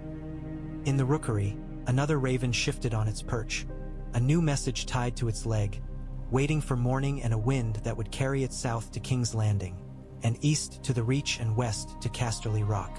The web was spinning, threads looping from north to south, from wolf to lion, from past to uncertain future. The raven launched into the pale wash of dawn with a burst of black wings, the air cold and clean against its feathers. It flew because that was what it had been bred for, what it had been trained to do, to carry men's words across distances that men's feet could not cross quickly enough. It did not know that the scroll bound to its leg carried the weight of more than ink. Below, the world unfolded in a patchwork of fields and forests, rivers gleaming like spilled silver. Smoke curled from the remains of burned farmsteads. Here and there, tiny dots of color marked tents, banners, the remnants of war camps that had not yet scattered with the news of kings dying and alliances shifting. The raven skimmed over a troop of men marching along a muddy road, their armor dull with travel. Some looked up, shading their eyes. One spat, muttering something about bad omens. Another made a sign with his fingers, warding off ill luck. On another day, in another year, the bird might have been turned back by an arrow loosed for sport. Today, the archer's string stayed slack. Men had other things to worry about than birds. Wind buffeted the raven's wings, then eased. It adjusted, instinct and training guiding it. Its destination lay ahead. The city on the Blackwater, with its red walls and gilded towers, its reek of humanity. In the Red Keep, Myrcella Baratheon woke to the sound of distant bells and the knowledge that somewhere, far to the north, a boy with a crown of bronze and iron had knelt before a tree and spoken words she would never hear. At Riverrun, Catelyn Stark watched the raven go until it was a speck against the rising sun, her heart a knot in her chest. At Harrenhal, Lord Tywin Lannister read other reports, weighed other moves, his mind already turning on how best to make this bargain serve him. In the Godswood, the heart tree watched, as it always had, unblinking. The raven flew on, carrying a future no one yet understood. Dawn had not yet burned the mist from the Blackwater when Myrcella Baratheon came down to the river. The stone steps were slick beneath her slippers, a sheen of moisture making each tread treacherous. She held her skirts clear, one hand gripping the rail, the other clenched around the little glass serpent Tyrion had given her years ago. It bit into her palm with a pleasant, familiar ache. The quay was a blur of motion. Men shouted to one another, their voices softened by fog. Sailors moved along the river galley's deck, checking lines and canvas. The ship was leaner than the broad-bellied vessels that plied the sea, built for the river's moods. Its hull was dark, its prow carved in the shape of a lion's head, the wood polished by years of water and wind. From its mast fluttered two banners, the crimson lion of Lannister and, beneath it, a white pennant with no sigil at all, the Truce. Myrcella tasted the word like she might taste a new fruit, uncertain if it would be sweet or bitter. Somewhere above, on the higher levels of the quay, she could hear the clatter of hooves from the city gate as wagons queued, as traders grumbled, as the day began as it always did. It seemed impossible that this morning should be like any other. Her mother walked beside her, cloak drawn close, expression as smooth and hard as the stone underfoot. Tommen scurried on Myrcella's other side, his hand wrapped around hers so tightly his knuckles were white. Behind them trailed septas and ladies and guards, a small procession made small by the river's breadth and the looming red walls above. Joffrey was already waiting midway down the steps, a little above the quay. He had insisted upon that position. Myrcella could tell by the set of his shoulders. High enough to look down on everyone, low enough to claim he had come to see her off. His crown sat on his fair head like an accusation. When she met his eyes, he smiled the way he always did, as if he had thought of some cruelty and was deciding whether to speak it. Tyrion Lannister stood on the quay proper, short and solid, a splash of wine-colored velvet against the gray fog. Beside him, Ser Meryn Trant and Ser Boros Blunt wore their white cloaks and bored expressions. Lannister guardsmen in crimson cloaks flanked the gangplank like carved figures. Beyond them, the river galley rocked gently, its reflection broken in the dark water. "Well," Tyrion said as they reached the last few steps, "the hour has come." Myrcella tried to smile. Her lips obeyed mostly. "So it has, uncle," she said. Cersei's fingers tightened on her arm. "You will write," she said. It sounded like an order more than a request. "I will," Myrcella replied. "Often. You will remember who you are." "Yes, mother. You will not let them forget it either. You are not some wildling girl to be tamed by wolves. You are my daughter. You are a lion," Myrcella finished softly. "Even if I sleep in a wolf's hall." Cersei's mouth flickered. For an instant, there was a crack in the mask, and Myrcella saw the woman beneath. Tired, frightened, furious at a world that would not bend. "That's my girl," Cersei murmured. Tommen flung himself at her waist. His face was blotched, his eyes red. "Don't go," he mumbled into her gown. "Please, Myrcella. Stay here. I'll talk to grandfather. I'll tell him we don't want the north." Myrcella swallowed the knot that leapt into her throat. "If I stay," she said gently, "more men will die. More little boys won't have sisters to cling to. Do you want that?" He jerked his head back, sniffing hard. "No," he said, "but I don't want you to leave either." She knelt so their faces were level and took his cheeks between her hands. "Then be brave for me," she said. "Play with the kittens. Learn your letters. Don't let Joff push you too hard. And when you pray, pray that the snow in the north is not so cold as they say." He made a watery sound that might have been a laugh.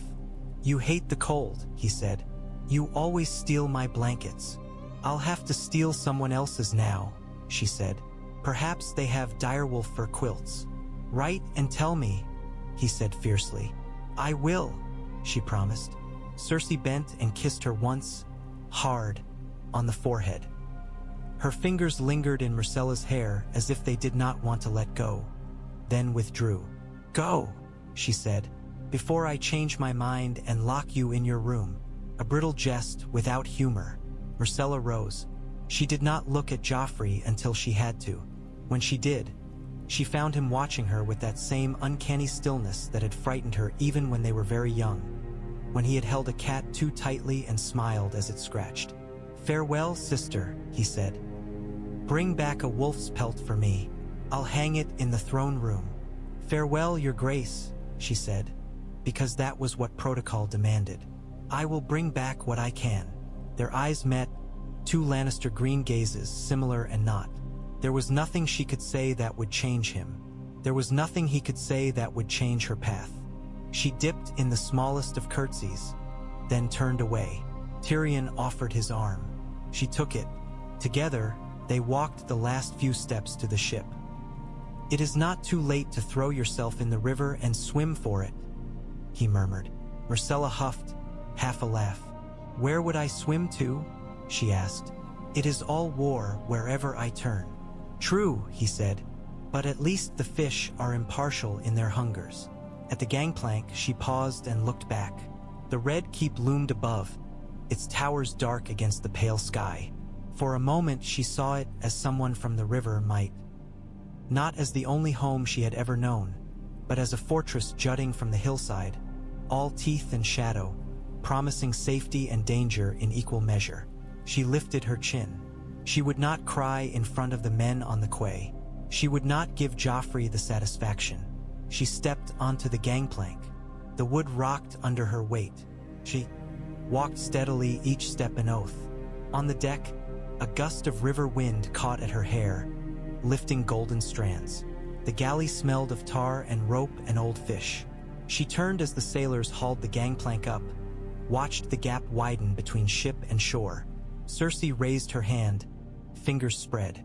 Myrcella lifted hers in answer. Tommen waved with both arms, as if he could will the distance not to grow. Joffrey stood very straight, hands clasped behind his back, as if already making proclamations in his mind. The river tugged at the hull.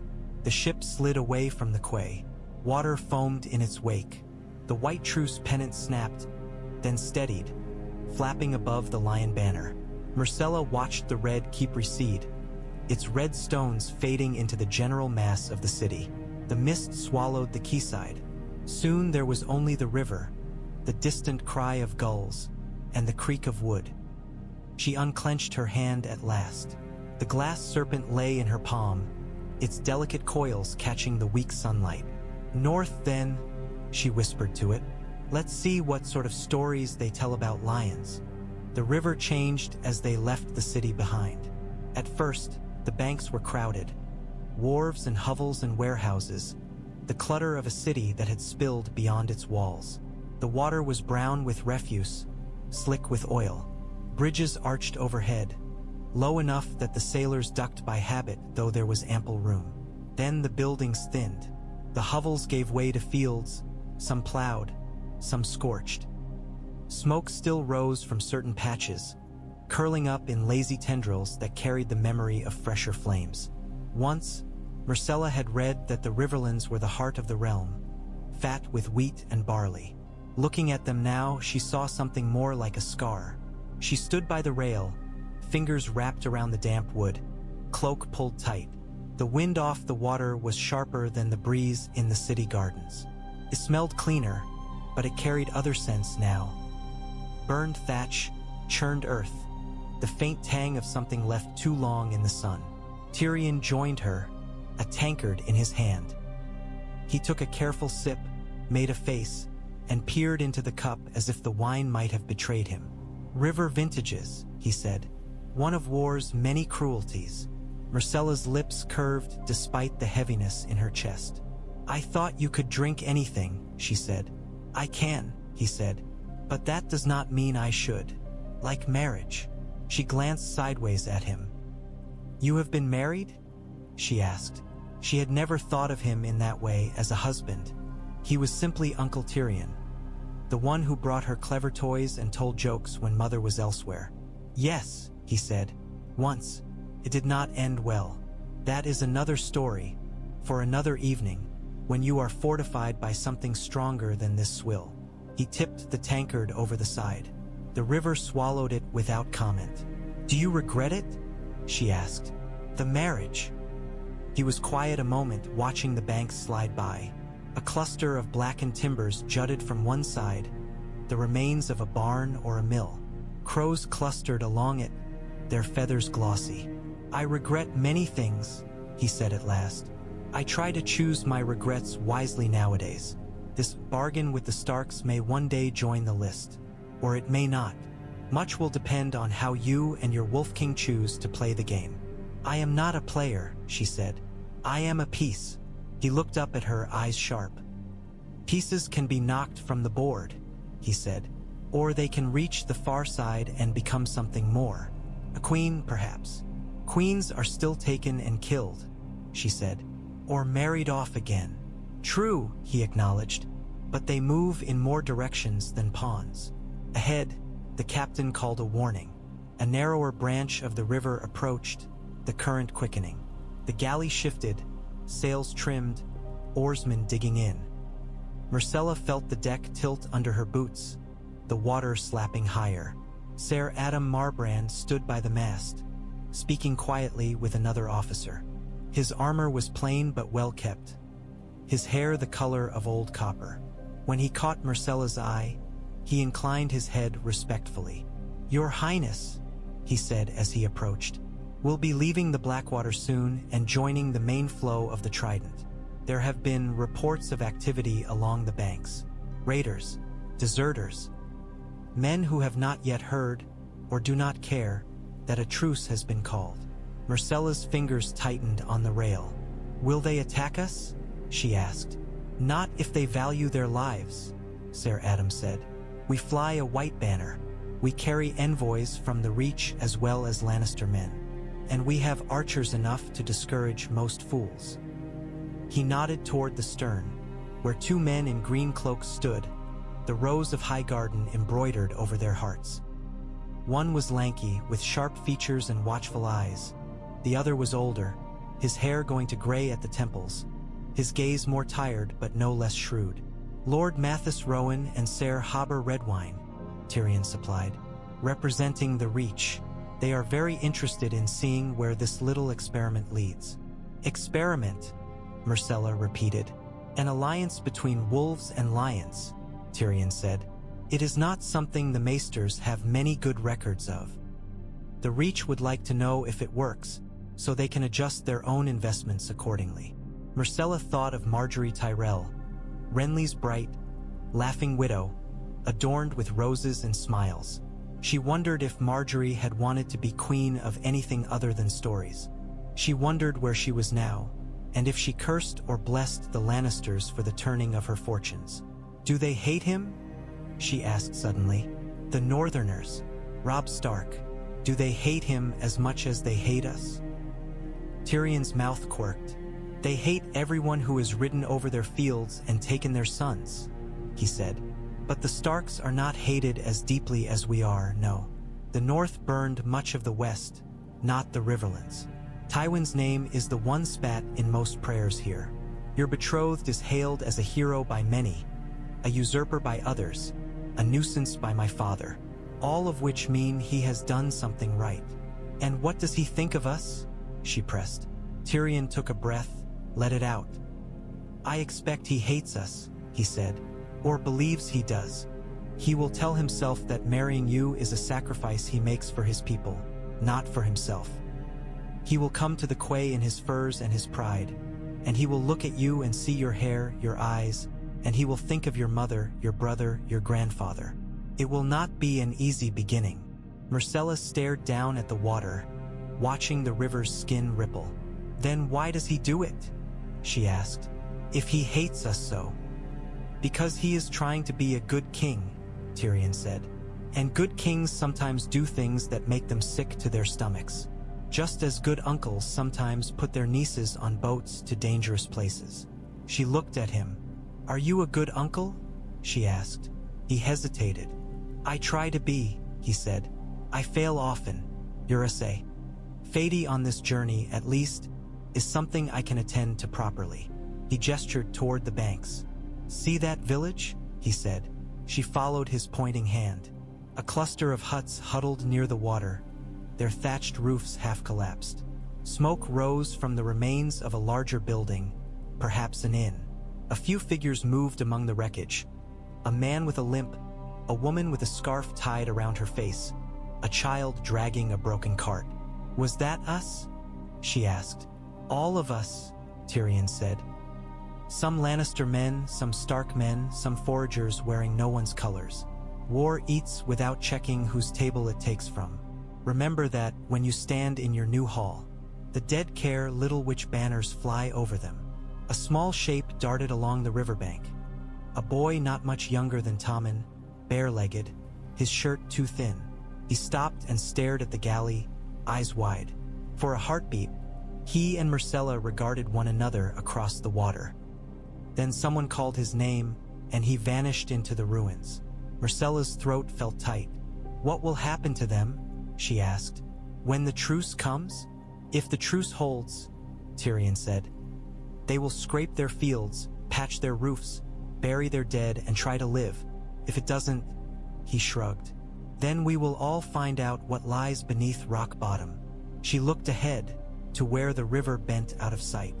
I will make it hold, she said quietly, to herself as much as to him. If I can. Tyrion regarded her for a long moment. Then perhaps, he said, we are sending the right piece north after all. The twins smelled of stale ale, damp stone, and resentment.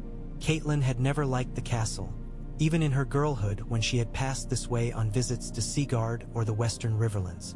The towers hunched over the Green Fork like two old men, leaning toward one another to gossip about the travelers they fleeced. The bridge between them was the only dry crossing for miles. Walder Frey had built his fortunes upon that fact, and upon the grudges of a man who never forgot a slight and never forgave an insult. Now she stood once more in his great hall, beneath a ceiling of blackened beams. Frey banners, pale blue with their twin gray towers, hung limp along the walls. The air was thick with the smell of too many bodies and too little breeze. Walder's brood cluttered the benches. Sons and daughters, grandchildren and bastards, all with some variation of his sharp nose or his thin lips. Walder himself sat on the high seat like a sack of skin and bones, a fraying cloak thrown over his crooked shoulders. His eyes were small and bright. His hands, mottled with age spots, gripped the arms of his chair as though they might run away from him. "So," he said when they had been announced, "the king in the north can't be bothered to come himself." "My Lord Frey," Catelyn began. "Your Grace." "I'm no grace," Walder snapped. "I'm no king. I'm just a poor old man with a bridge that everyone wants to cross and no one wants to pay for." Edmure shifted beside her. His jaw worked. "King Robb regrets he cannot attend in person," he said carefully. "He must remain at Riverrun to prepare for the arrival of the royal bride and the great lords who will come with her." "Ah, yes," Walder said. "The royal bride, the lion's whelp. That's why we are all here, are we? Because the young wolf has decided he would rather rut with a golden-haired little slut than with one of my innocent maids." Catelyn's teeth clenched. She saw Edmure flush crimson. Brynden snorted softly. "Innocent," he murmured. "Now there's a word to hear in this hall." One of Walder's daughters tittered nervously. An older son glared. "My lord," Catelyn said, forcing her voice to remain level. "No slight was intended to your house. Circumstances." "Circumstances," Walder echoed. "There are always circumstances, Lady Catelyn. Last time it was circumstances that kept your lord husband from coming to my daughter's wedding. This time it's circumstances that keep your king from honoring his promise to make my blood his own." The old man spat. It landed on the rushes at their feet. "You Starks and Tullis," he went on, "always too proud, always expecting old Walder to open his gates and lay down his daughter like a rug for you to wipe your boots on. Now you come here with your pretty words and your pretty sigils and you say, 'Oh, Lord Frey, we had to break our vow because we found a better one. But never you mind, we've brought you another trout instead.'" Edmure stiffened.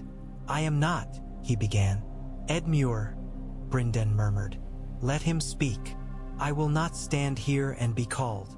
"You will stand," Catelyn hissed under her breath. "And you will let me speak for you, or you will see your nephew's crown slip into the river. Hold your tongue." He swallowed hard, but he obeyed. She stepped forward. "Lord Walder," she said, "you have every right to be wroth. Robb made a promise in haste, and he has broken it. That shame is his and mine, for I raised him.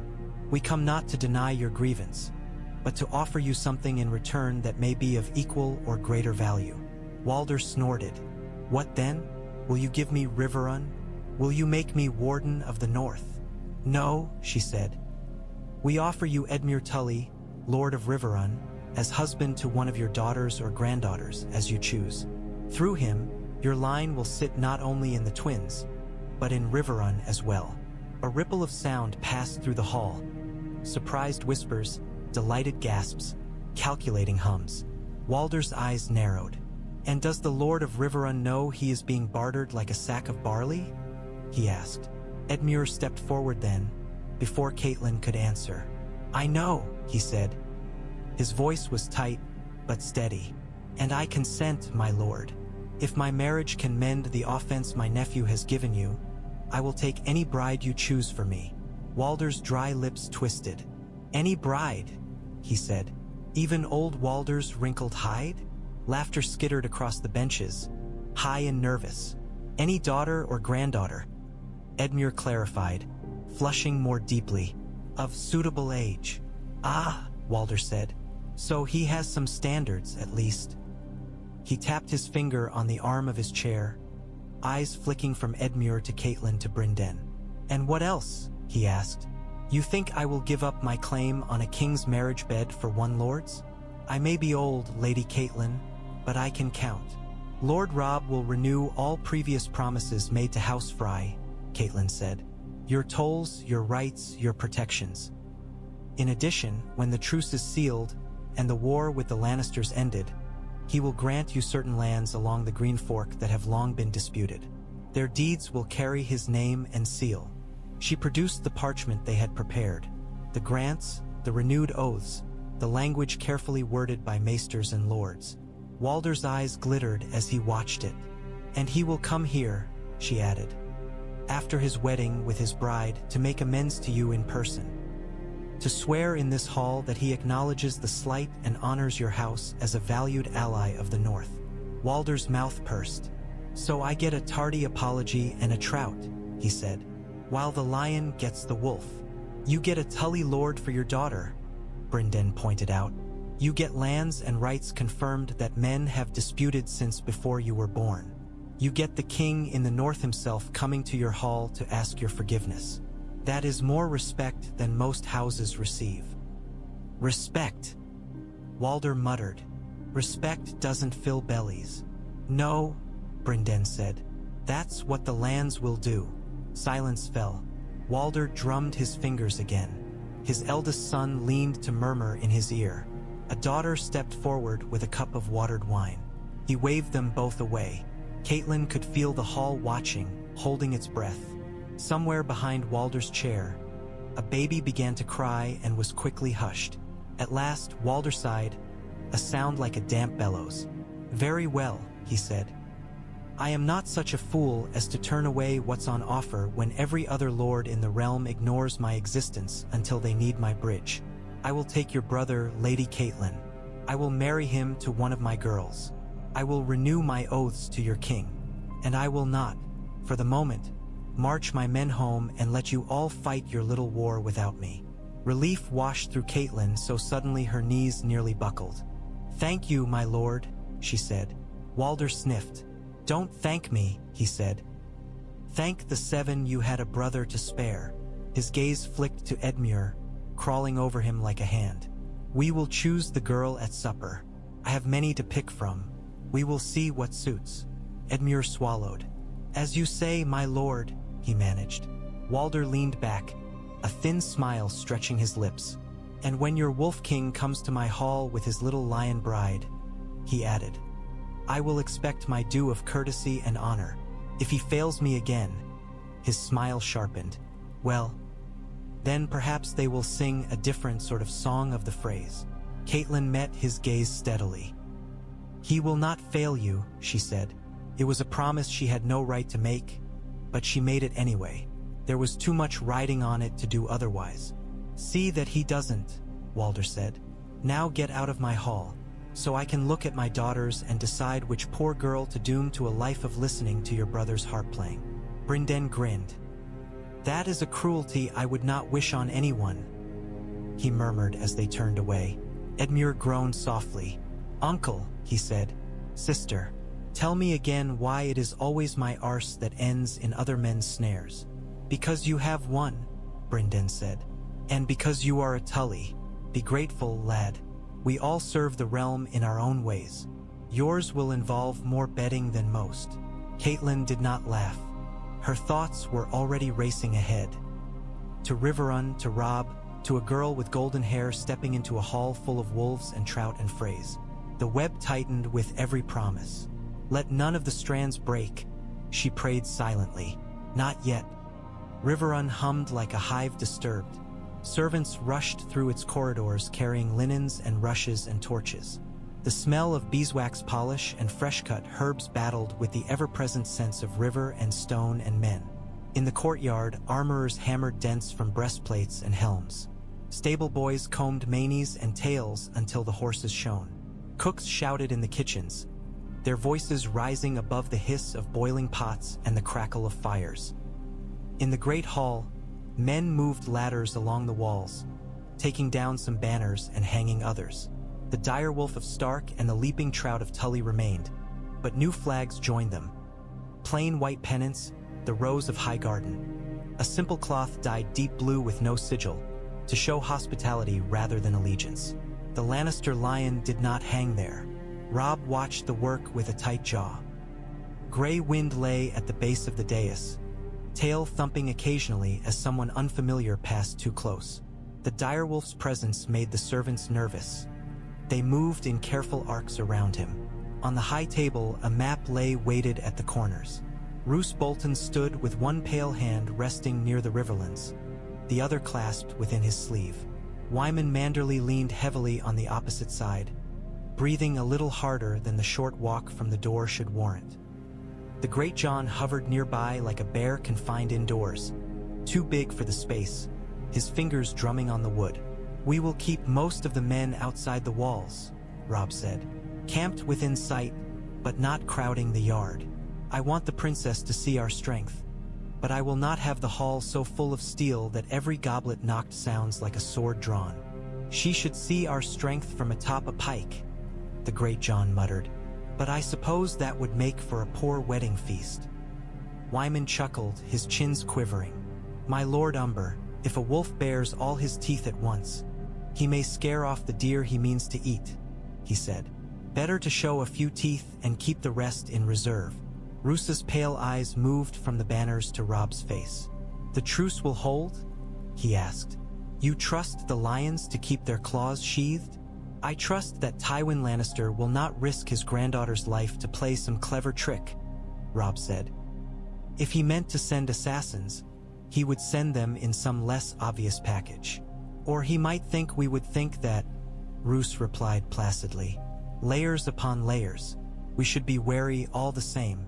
There are many men between Harrenhal and King's Landing who might wish to spill blood that would upset his plans."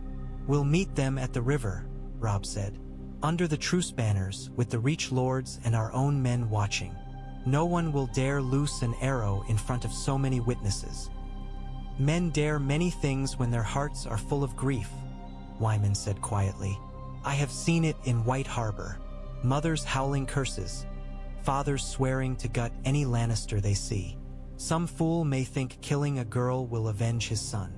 Then we will line the banks with our own archers," Robb said, "and we will make it very clear that any man who breaks the truce dies as a traitor, not a hero." The Great John grunted approval. "I'll stand there myself," he said. "Let any man try to loose an arrow past me. He'll find out what it's like to be broken over a northerner's knee. See that you do not drink so much you mistake a truce banner for a battle flag," Roose murmured. The Great John bared his teeth in something that might have been a smile. Catelyn entered then, cloak damp at the hem from the river air. Brynden followed at her shoulder. Edmure was not with them. He was still at the twins, enduring Walder Frey's hospitality. "Well?" Robb asked, searching her face. "He has accepted," Catelyn said. "Edmure will wed one of his daughters. Walder renews his oaths. He will not break with us over this. For now," Brynden added. "He will brood for years yet over the slight. But his pride is salved enough that he will not make a spectacle. Not while there are greater powers watching. We will have to live with his mutters," Catelyn said. "There are worse prices to pay." Robb nodded slowly. A part of him relaxed, a tightness he had not been aware of unclenching. "Then the Freys are soothed," he said. "The Tyrells are sending envoys. The Lannisters dispatch the princess. The North stands. It begins to look like a real peace." Roose tilted his head. "Peace," he said softly. "A rare and fragile beast." Robb looked to him. "You disapprove," he said. It was not quite a question. Roose's lips moved in the ghost of a smile. "I disapprove of many things, Your Grace," he said. "That does not mean they will not succeed. I merely point out that for some, this peace will taste like ashes. Their sons are still dead, their daughters still ravaged. They will not easily forgive sharing bread with the kin of their enemies." "I know," Robb said. "I do not ask them to forgive. I ask them to endure, to look beyond their own hurt." "That is a great deal to ask," Roose said. "The crown asks much," Robb answered. "Too much, perhaps. But if I do not ask it, someone else will, with less care for what they spend." Wyman inclined his head. "You sound more like a king than you know, Your Grace," he said. "When the day comes, I will bend my fat knees gladly before you and your bride. You will bend them at the wedding, not before," the Great John put in. "I'll not have you popping seams before the feast." Grey Wind snorted, as if amused by the exchange. His ears pricked suddenly. A heartbeat later, there came a distant horn blast from the walls. One long note, then two. Catelyn's head snapped up. "What is it?" she asked. A guard hurried into the hall, breath steaming in the cool air. "Your Grace," he said, dropping to one knee. "A rider from the East Tower. Ravens have come. The princess's ship passed Maidenpool 2 days ago. They travel swiftly. She may be at the fork within 3. Robb's hand flattened on the map. His pulse jumped. 3 days, he said. "Very well. Roose, Wyman, Greatjohn, you will ride with me to meet them at the river. Mother, you will see that the chambers prepared for the princess are ready. I want no cause for anyone to say we treated her with anything less than honor." Catelyn bowed her head slightly. "I will see to it," she said. "And send word to Lord Bolton's men," Robb added. "I want some of them among the guards on the banks. Their reputation is discouraging. It may make any would-be heroes think twice."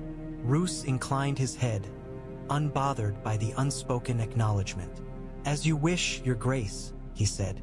The map on the table showed lines and rivers, sigils and notes. It did not show the invisible threads stretching now from King's Landing to Riverrun, from the Freys to the Tyrells, from the Starks to the Lannisters. Those were drawn in other ink, on the hearts and minds of men and women, and they were harder to read. In 3 days, Robb thought, he would stand face to face with the girl whose name had become a word on every tongue in his camp. Myrcella.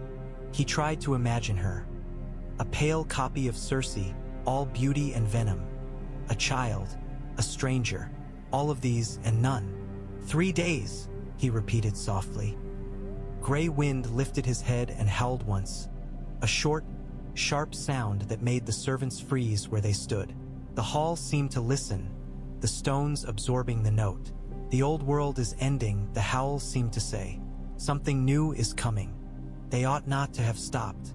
Ser Adam said as much, his mouth a thin line beneath his neatly trimmed beard.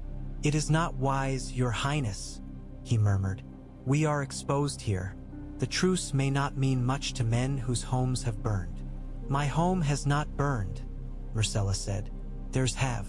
If I am to be queen of a place like this, I cannot pass it by with my eyes shut." She did not know when she had begun speaking of the North as if it were already hers. The words had slipped out before she could catch them. Tyrion's eyes had flicked to hers and then away, as if he had noticed and tucked the observation into some ledger in his mind. The ruined village huddled on a bend of the river. What had once been a small quay was now half collapsed, boards blackened. The galley could not come fully alongside. They had lashed a smaller boat to the hull, and from that Myrcella had stepped onto the most stable of the remaining planks. Smoke had long since drifted away, but the stink of burned wood and something fouler lingered, clinging to the back of her throat. Houses sagged, their roofs gone, their walls charred. A pig rooted among the ruins of what might have been a stable, ribs visible beneath mud and bristle. A few people stood in the street, if the churned mud between the houses could still be called that. A woman with a scarf over her hair, her dress stained and torn. An old man leaning on a stick, his eyes milky. 2 children, one too young to be out of leading strings, the other perhaps 8, both with bare feet and dirty faces. They watched her with the wary stillness of animals that have been kicked too often. "Stay close," Ser Adam said to his men. They fanned out, but slowly, weapons sheathed, hands visible. Tyrion stepped down beside Myrcella, boots sinking slightly into the damp wood. "I still say this is unwise," he said. "You usually say that," she replied. "And then we do it anyway. A lifetime of being ignored has given me a keen sense of irony," he said. She stepped off the quay into the mud, sucked at her shoes. Somewhere in King's Landing, her maid was having palpitations without knowing why. Myrcella drew her cloak tighter and walked toward the woman with the scarf. "Good day," she said. The words sounded feeble in the shadow of so much ruin. The woman stared at her. Her eyes flicked to the soldiers, to the banners on the galley, to Tyrion. "That's a lion ship," she said. Her voice was rough, like someone who had shouted herself hoarse. "We've had lions here before." "These are lions under truce," Tyrion said smoothly. "A rare breed, I assure you." The woman's gaze returned to Myrcella. It lingered on her hair, on her cloak, on the small golden brooch that fastened it. "You're highborn," she said. "Yes," Myrcella answered. "I am Myrcella Baratheon, the king's sister." The words still came easily. Perhaps they always would, whatever men muttered in corridors about parentage and bastards and blood. The old man spat into the mud. "King," he said. "I had a king once. Big fellow. Swung a hammer. Used to come drink in our inn when he went hunting. My boy poured his ale." Myrcella swallowed. "Robert," she said. The old man said. "He went away. Others came. Lions. Wolves. Men with no banners at all. They took my boy. They burned the inn. Now we've pigs and crows for guests." The younger child, the little one in leading strings, had toddled closer. She stared up at Myrcella with solemn eyes. A crust of something dried on her cheek. Snot or tears or both. "Are you going to burn us too?" the older child asked suddenly. His voice shook, but he stood between Myrcella and his sister, as if his thin body could shield her. "No," Myrcella said. The word came out raw and fierce. "No, I am going north to marry the king in the north. We have made a truce. The burning will stop." The woman made a derisive sound in her throat. "They always say that," she said. "When one lot comes in after another, they say, 'The burning will stop. The taking will stop. The king will make it right.' Then they take what little we have left and leave us with their shit." Myrcella's cheeks burned, though not from shame, from helplessness. "I brought what I could," she said. She gestured back toward the small boat. A pair of sailors were already unloading the sacks she had ordered loaded at the last town that still had a functioning market. Flour, dried beans, salt fish, rough spun cloth. It was a paltry thing measured against all that had been lost, but it was something. "A princess's dowry," Tyrion said under his breath. "In beans." The old man's eyes went to the sacks. "What do you want for it?" he asked. "Nothing," Myrcella said quickly. The woman snorted. "Nothing," she said. "Only our king's brother on your knee, mayhap. Only our boys in your armies. Only our silence when men come in the night and take our girls." "Nothing," Myrcella repeated more firmly. "I have no coin to give you. This is what I can do. Take it, please." For a moment, no one moved. The air was thick with suspicion and the faint, tantalizing smell of dried fish. Then the older child darted forward, hand outstretched. Ser Adam tensed, but Myrcella laid a hand on his forearm, stopping him. The boy did not reach for her. He touched her cloak with one finger, quick and fierce, then darted back, as if confirming she was real. "What's snow like?" he blurted. She blinked. "Cold," she said. "Soft. Sometimes it squeaks when you walk on it. Can fall so thick you cannot see your hand in front of your face. Covers everything. It makes even ugly things look gentle." He considered this. "Will you come back?" he asked. "When you're a queen there?" "I don't know," she said honestly. "But I will send word. And if I have power enough to send more than word, I will send that too."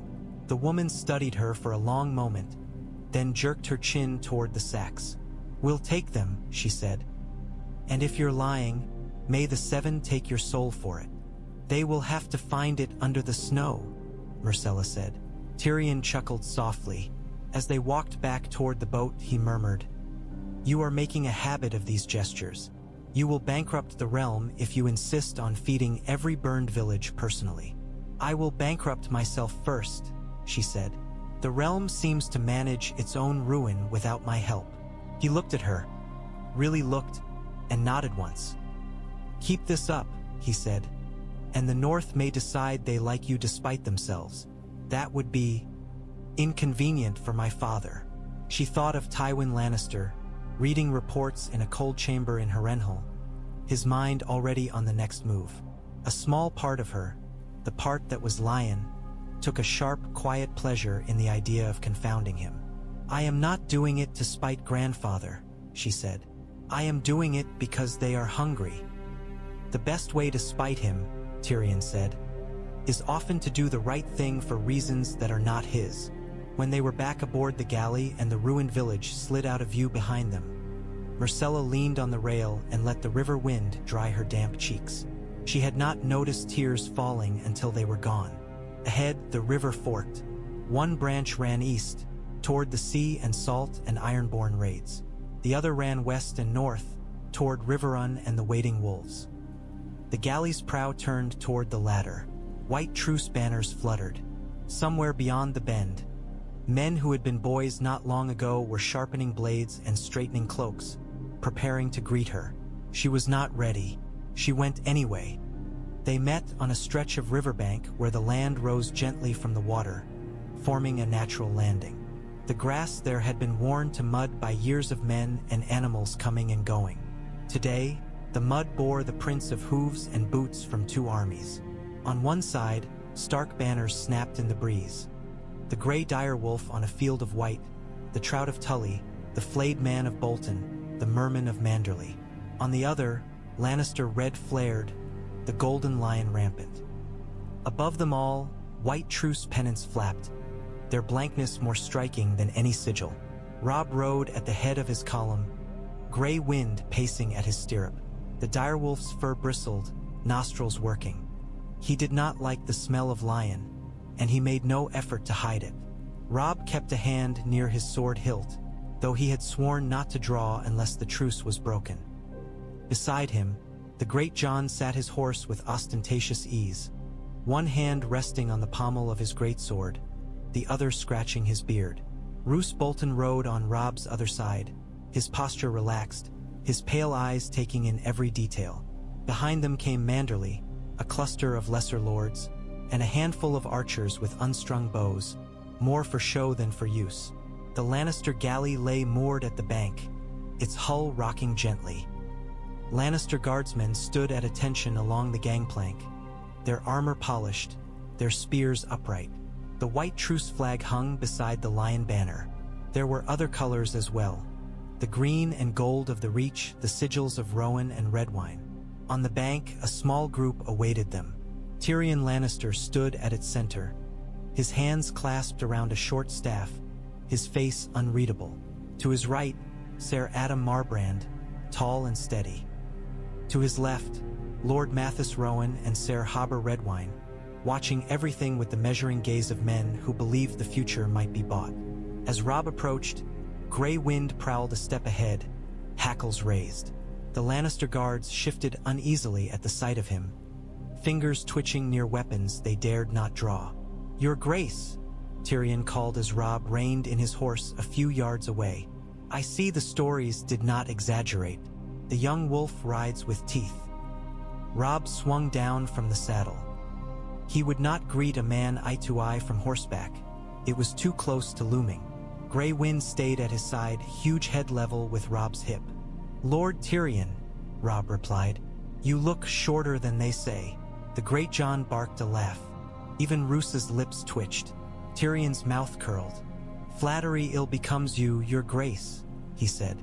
"May I present Lord Mathis Rowan and Ser Haber Redwine, here from the Reach to witness this moment of rare sense." Robb inclined his head to them. "Lord Rowan, Ser Haber, your grace," Rowan said. His voice had a cool, cultivated smoothness. "House Tyrell extends its greetings. We are pleased to see men seeking less bloody resolves. Pleased and counting coin already," Haber added with a half-smile. "A peaceful river is a profitable one. The north has wool," Wyman Manderley rumbled from behind Robb, "and fish. Winterfell could use good wine. Perhaps this truce will be good for all our purses." "Assuming it holds," Roose murmured. Tyrion's gaze flicked to him. "Lord Bolton," he said, "I am gratified to see you here. Your reputation suggests you are a man who understands the value of discouraging excess enthusiasm." Roose's pale eyes were as unreadable as ever. "I discourage many things," he said, including those that would trouble my king." Grey Wind sniffed in Tyrion's direction and huffed. The dwarf eyed him with wary fascination. "Is he likely to eat me?" Tyrion asked conversationally. "He has good taste," Robb said. "So probably not." Tyrion's chuckle was brief but genuine. "And now," he said, sobering, "to the matter at hand. The princess awaits on board. Before she disembarks, it would be well to confirm once more the terms under which she comes." "We have read your father's letter," Robb said. "We accept the truce as written. The North and Trident will withdraw from Lannister lands, release prisoners, swear no alliance with Stannis Baratheon. In return, Lord Tywin recognizes our autonomy, sends grain and gold, ceases raids on the Riverlands, and returns my sister Sansa at the earliest practical moment. And my bride." The word tasted strange. "An excellent summary," Tyrion said. "You leave out the small matter of calling my dear nephew king in name, but we can attend to that later, when ears are less prickly." Robb's jaw tensed. "I will not bow," he said. "Not today. Not to him." "No one is asking you to bow today," Tyrion replied. "The realm will need its fictions, your grace, but those can wait. For now, let us play at truth. We stand here as men who are tired of burying boys." A gust of wind flapped the banners overhead. The white truce pennants snapped, the only colorless things in a sea of sigils. "Very well," Robb said. "Bring her ashore." Tyrion turned and gestured to Ser Adam. The knight nodded to the men on the galley. A moment later, the gangplank thumped into place. The Lannister guards parted. Myrcella Baratheon stepped into view. She wore a cloak of pale blue lined with white fur, the color of winter sky softened by snow. Her hair was braided back from her face and bound with a narrow circlet of gold. She was smaller than Robb had expected, her frame slight, but she walked with her back straight, her steps unhurried. Her hands were empty. No jewels glittered on her fingers. Her face was composed, but her eyes moved, taking in everything. The Stark banners, the men, the wolf. Grey Wind growled, low and deep. Myrcella stopped at the foot of the gangplank, just beyond the reach of his jaws.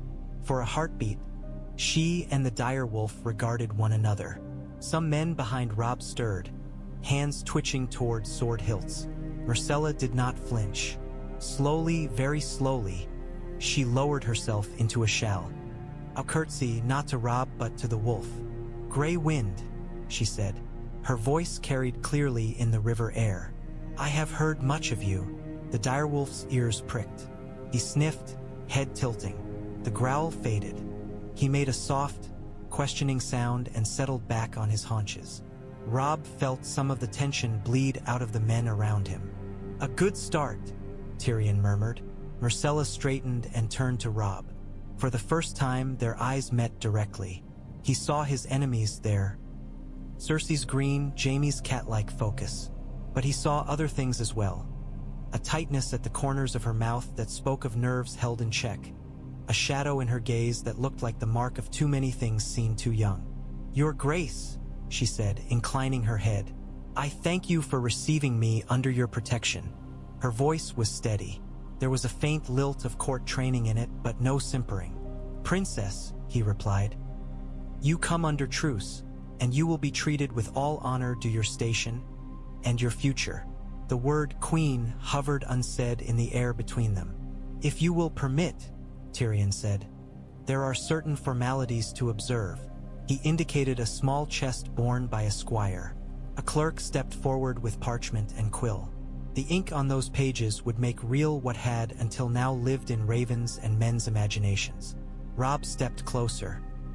Grey Wind moved with him, unwilling to be farther than a pace from his side.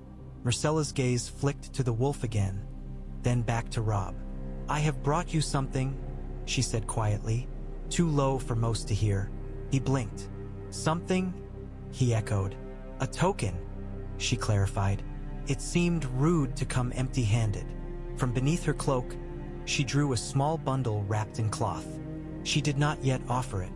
There were forms to follow, wrappings of words around the exchange of bodies and blood. Later, she said, when we are under a roof. He nodded, more unsettled by that small, human gesture than by any blade. On the bank, maesters cleared their throats. Quills scratched. Words were spoken, their edges worn smooth by repetition. Truce, alliance, betrothal, bonds. Robb spoke his part. Myrcella spoke hers. Tyrion and Roose and Rowan and others added their names as witnesses. Overhead, the sky remained pale and cloud-streaked, indifferent. When it was done, Tyrion handed the parchment to his clerk and clapped his hands. Well, he said, there it is. We have signed something that may yet make all our previous mistakes look small. An impressive morning's work. The great Jon snorted. Let's hope it doesn't end with all of us stabbed in the back, he said. Let's hope, Tyrion agreed. My back has enough scars. Robb offered his arm to Myrcella.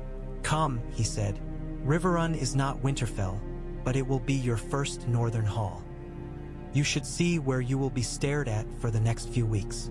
A flicker of amusement touched her lips. I am used to being stared at, she said. In King's Landing, it is usually men wondering how best to use me. This will be a change. He did not know what to say to that. He could not tell her that here, men would be wondering how best to forgive her, or if they should. She placed her hand lightly on his arm. Her fingers were gloved, but he could feel the faint pressure, the warmth. Grey Wind sniffed, then turned, pacing ahead as if leading them. They walked between two lines of men, Northerners and Riverlanders on one side, Lannisters and Reachmen on the other. Ice followed them, some softening, some hard. The river ran on beside them, indifferent to banners. Somewhere upstream, in unseen reaches, snowmelt from the north fed its flow. Somewhere downstream, it would empty into the same sea that lapped at the Blackwater. The world was all of one piece, Robb thought. Men only pretended otherwise to make their corners feel larger. They gave them a small solar, not the great hall. Catelyn had insisted. There would be time enough for feasts and oaths and public scrutiny. First, there needed to be something smaller, a space where eyes were fewer and words could be less sharpened by performance. The solar looked east over one of Riverrun's inner courtyards. Sunlight slanted through the narrow windows, catching dust in the air. A fire crackled low in the hearth. The table between Robb and Myrcella bore simple fare. Bread still warm from the oven, soft cheese from Manderley's own stores, slices of smoked river fish. A jug of watered wine sweated on the wood. Grey Wind sprawled near the hearth, apparently disinterested but with one eye half open. Catelyn sat in a high-backed chair against the wall, her presence a chaperone and a shield. She had told her son she would leave them alone, but then she had thought of Lannister treachery and Stark temper and changed her mind. They could have their private words in public rooms for now. Robb watched the girl, his betrothed, his future queen, his enemy, break off a piece of bread. Her fingers were nimble, her nails neatly trimmed. She ate with the unconscious grace of someone raised under a septa's eye. Yet she did not pick daintily. She took a proper bite. How was your journey? He asked, for lack of a more profound beginning. Long, she said. Wet. The riverlands are very damp. Always, Catelyn said. Even in summer. Less damp than I expected, Myrcella amended. I had imagined constant rain. As it is, it was only frequent. He huffed a small laugh. It seemed absurd, talking of weather when men's lives hinged on their next choices. Yet it also felt necessary, a way to ease into deeper waters. We had worse coming south, he said. Snow, fog, sleet. Grey Wind loved it. Myrcella's gaze slid to the direwolf. He yawned, showing an impressive array of teeth. I have never seen one before, she said. Sansa wrote of them once. She said they were like shadows with teeth. She is not wrong, he said. They are parts of us in some ways. Does he understand you? Myrcella asked. There was genuine curiosity in her tone, not the prurient interest of someone asking about a freak. Sometimes I think he does, Robb answered. Sometimes I think he understands me better than I do myself. Then he must be very confused, Catelyn murmured. Robb shot her a look half-glare, half-grin. Myrcella smiled, the expression reaching her eyes for the first time since she had disembarked. You said you brought something, Robb remembered. She nodded and reached into the pouch at her belt. From it, she drew a small object wrapped in cloth and placed it on the table between them. May I? He asked. Please, she said. He unwrapped it carefully. Inside lay a roughly carved figure of wood, the size of his palm. At first glance, it was a stag. Antlers, proud head, the general shape clear despite the crude work. But as he looked closer, he saw that the carver had added a long snout, pricked ears, a suggestion of fur along the back. It's both, he said. A stag and a wolf, Myrcella said. Or something between. Tommen whittled it. Robb blinked. Your brother carved this? He asked. He had not spared many thoughts for Tommen. Joffrey took up all the space in his mind when he thought of Cersei's sons. He likes to work with his hands, she said. He said if I was going to marry a wolf, I should have something of a stag to bring with me so I didn't forget where I came from. I told him wolves are more likely to eat stags than marry them, but he said that was unkind. Catelyn's lips twitched despite herself. Robb turned the little figure over in his fingers. The wood was smooth in some places, rough in others. A boy's work, but earnest, felt oddly heavy. Thank him for me, he said. If you... Right. I will, she said. A shadow passed behind her eyes. It may take time for ravens to fly between here and King's Landing if some men decide this truce is a mistake. But I will try. He set the figure down gently. You are braver than I expected, he blurted, then cursed himself for the clumsiness. Catelyn's brows rose. Myrcella's did as well. What did you expect? She asked. He thought of Cersei, all polished beauty and coiled disdain. He thought of the way she had looked at his father in the throne room, of the cold satisfaction on her face when the sword fell. A smaller version of your mother, he said honestly. Sharp eyes, sharper tongue, poison in the veins. Catelyn made a soft sound of protest, but Myrcella only huffed out a breath. You have just described most of King's Landing, she said. I suppose it is fair. People often expect the same of me. Do you like her? Robb asked before he could stop himself. Myrcella took her time answering. She picked up a slice of fish, tore it in half, and set one chunk on the floor near Grey Wind. The direwolf sniffed it, then delicately took it between his teeth. I love her, Myrcella said. She is my mother. She has always fought for us, in her way. She is fierce, beautiful, afraid. She does not show that part often. Robb thought of Cersei's face in his memories, of the way she had clutched at Joffrey's arm, of the stories he had heard of her manipulating councils, threatening courtiers. And your father? He asked. Robert. Much as he wanted to spit the name, he kept his tone neutral. His father had gone south to be Robert's hand. He had died for that loyalty in the end. Myrcella's mouth twisted. He was loud, she said. He drank. He laughed. He broke things. Sometimes he would spin me around the room until I was dizzy. Sometimes I would not see him for days. He was better in stories.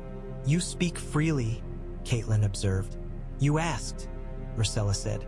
And you are my future mother of a sort. Better you hear more than pretty lies. Catelyn's gaze softened, just for a heartbeat. And what do you know? Of my husband, she asked. That he was honorable, Myrcella said without hesitation. That he tried to do the right thing and it killed him. That he had a daughter who loved lemon cakes and songs, and another who hated them. That he had a son who marched south with a wolf at his side. Her eyes met Robb's again. And now I am to marry that son, she said. So I am trying to understand what sort of man he is. He felt exposed under that gaze in a way he had not felt on any battlefield. What sort of man do you think I am? He asked. She did not answer immediately. She broke another piece of bread, considered it, then set it down untouched. You are proud, she said slowly. You carry your father's death like a stone in your pocket. You have killed men and won battles, and part of you still cannot quite believe that those victories were real. You are trying very hard to be the man everyone expects you to be, and you are afraid that if you falter, they will see the boy underneath and lose faith. Catelyn's breath caught. Robb stared at her. Has Tyrion been telling tales? He demanded. Tyrion tells tales of everyone, she said. But this I see myself. I have seen it before. In my brother's eyes sometimes. In my uncle's. In my own when I look in the glass. She picked up the little carved stagwolf again, turned it between her fingers. I will not pretend I am thrilled to be here, she said. I had dreamed of Dorne, of orange trees and warm water, of a prince who smiled and did not look as though he carried a war on his shoulders. But that dream burned with Renly's camp. This is what I have instead. A wolf with a crown and a great deal of mud. Riverrun's mud is some of the finest in the realm, Robb said. She smiled properly then. Changed her face, softened it, made her look younger. I will take your word for it, she said. But if I am to be a part of this peace, I would ask one thing of you. He straightened. Name it, he said. When we disagree, and we will speak to me as if I were a person, not a token, she said. Do not pat me on the head and tell me it will be well. Do not lie to spare my feelings while you plan without me. If I am to be a bridge between our houses, let me have a say in how my back is trod upon. Catelyn's brows climbed still higher. Robb felt a twitch of surprise, then respect. I can promise to try, he said. I have never been married. I may fail. So have I, she replied. I may fail too, but perhaps between us and the wolf and whatever gods are listening, we can manage something that is not a complete disaster. Grey Wind huffed, as if in agreement, and laid his head on his paws. The fire crackled. Outside, somewhere in the courtyard, men shouted and laughed. Catelyn watched them, her heart heavy and strangely light at once. This was not the match she would have chosen. It was not the life she had dreamed for her son. But as she saw him and Myrcella sitting across that rough table, trading bite and honesty in equal measure, she thought, perhaps, just perhaps, there was a path here that led somewhere other than ruin. Far from Riverrun, on a wind-scraped hill overlooking the Blackwater's mouth, another king learned of the truce. Stannis Baratheon's camp was smaller than it had been when he had marched on Storm's End, smaller than the host that had sailed to meet wildfire and chains on the Blackwater. Loss had pared him down as fire pears would, leaving something harder, blackened, and stubborn. In the command tent, the air smelled of smoke and sea and the faint, metallic tang that came from the Red Woman's brazier. Stannis stood over the map table, jaw clenched, one hand braced on the wood. A raven's message lay open before him, the wax seal of some minor lord of the Trident broken and discarded. The words were the same as those in a dozen other letters that had arrived in recent days, each from a different lord, a different uncertain pen. They spoke of a marriage between Robb Stark and Myrcella Baratheon, of a truce between North and Lion, of banners furled and swords sheathed. Robb Stark makes peace with the usurpers, Stannis said. He bends his neck for a Lannister girl. His voice had always been harsh. Now it carried an extra rasp, like a blade dragged too long over stone. Davos Seaworth shifted his weight. The floor of the tent creaked under his boots. He had learned long ago that Stannis did not want comfortable lies.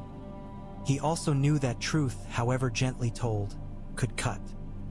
He does not bend fully, Your Grace, Davos said. The letters say he keeps the North and the Trident under his rule, that he swears only words to the Iron Throne. Words are what make kings, Stannis snapped. Words and steel. If he names that abomination in King's Landing as king, he is no better than the rest of them. Traitors all.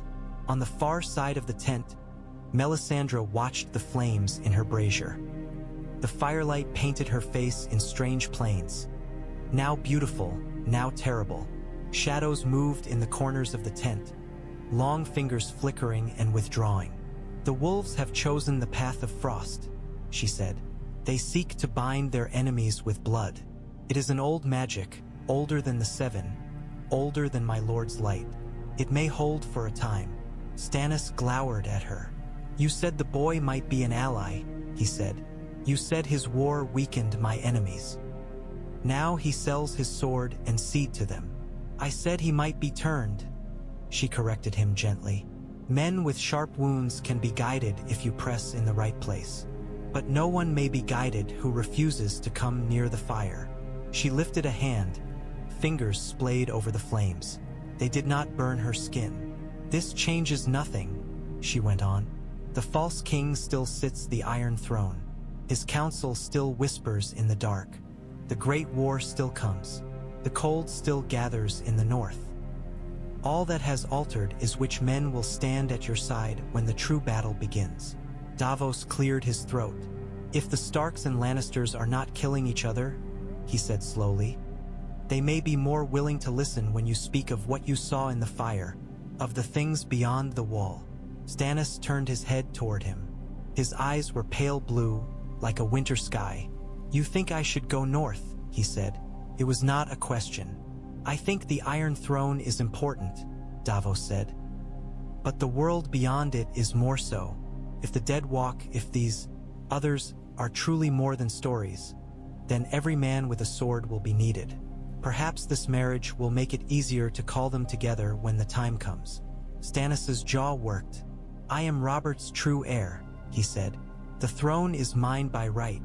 Every day that boy sits it, my honor is stained. And every day the wall stands, it keeps what lies beyond from pouring into our lands, Davos replied. Honor is no use to the dead, your grace. Melisandre's eyes gleamed.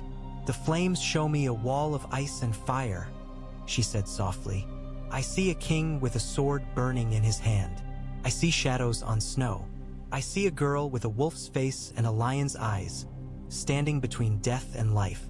Stannis frowned. A girl, he said. A queen, Melisandre amended, or something like one. The images are not always clear, but she stands with the Wolf King and with another, one who is no king, but should be. Davos thought of the letters again. Robb Stark, Myrcella Baratheon, two young faces he had never seen, drawn in ink by men who had. Children, really. Children playing at crowns in a world that wanted to kill them. What would you have me do? Stannis asked, more to the flames than to either of them. Melisandre's gaze did not waver. Go north, she said. Take your justice where it is most needed. Let the usurpers gnaw at each other's pride. When the cold winds blow, they will look to any fire. You will be there with Lightbringer in your hand. Stannis's mouth thinned. I have no dragons, he said. No great host. Only what remains of my fleet and my men. You have your name, Davos said, and your will, and the truth of what comes. Sometimes that is enough. Stannis looked down at the map. The lines of coast and river did not change because men moved over them. The wall, drawn in dark ink, seemed a thin barrier against a vast blank whiteness. Robb Stark thinks he is ending a war, he said. He is only clearing the board for a greater one. Very well. Let him wed his lion girl. Let him have his grain and his peace. When he sees what comes out of the north beyond his own lands, he will learn the difference between a feud and a war. He straightened. Send word to the captains, he told Davos. We sail at first light, not for King's Landing. For Eastwatch. Davos bowed his head. As you command, your grace, he said. Melisandre smiled, her eyes bright with reflected flame. The night is dark, she murmured, but we will see how much light can be kindled when the old fires and the new burn together. The raven's letters lay on the table, fluttered by a stray draft. One of them bore the Stark dir. Ewolf seal, another the sigil of some river lord Davos did not know. Ink and wax, words and promises. They seemed very small beside the brazier's blaze. The first feast was smaller than those that would follow. Catelyn had argued for that as well. No great spectacle, not yet. Let the men see their king and their future queen together at table. Let them learn the shape of this new thing before it was shouted from every wall and tower. Even so, the hall was full. Lords great and small crowded the benches, their retainers beside them. The smells of roasted meat and stewed turnips and spilled ale mingled with the ever-present damp of stone. Minstrels plucked at lutes and fiddles in a corner, their tunes fighting to rise above the rumble of conversation. At the high table, Robb sat in the central chair, the bronze and iron crown on his brow. Myrcella sat to his right, Catelyn to his left. Brynden occupied the seat beyond Catelyn, his sharp eyes missing nothing. Myrcella's cloak had been exchanged for one more fitting the hall, gray wool-edged in white fur, a subtle echo of Stark colors. Her Lannister red gown was visible only in glimpses when she moved. Her hair gleamed in the firelight, catching men's eyes whether they wished it or not. Gray wind lay at Robb's feet, head on his paws, eyes half-lidded. Every so often, he would lift his head to sniff at a passing scent, then resettle. The sight of him so near the Lannister girl drew many glances. Down the hall, a knot of Frey envoys sat at a side table, their faces pinched. They had arrived that afternoon with congratulations on their lips and complaints in their eyes. Their presence was a reminder that not all debts were yet balanced. The Great John thundered laughter at something Wyman had said. Roose Bolton sat further down, silent, his plate barely touched.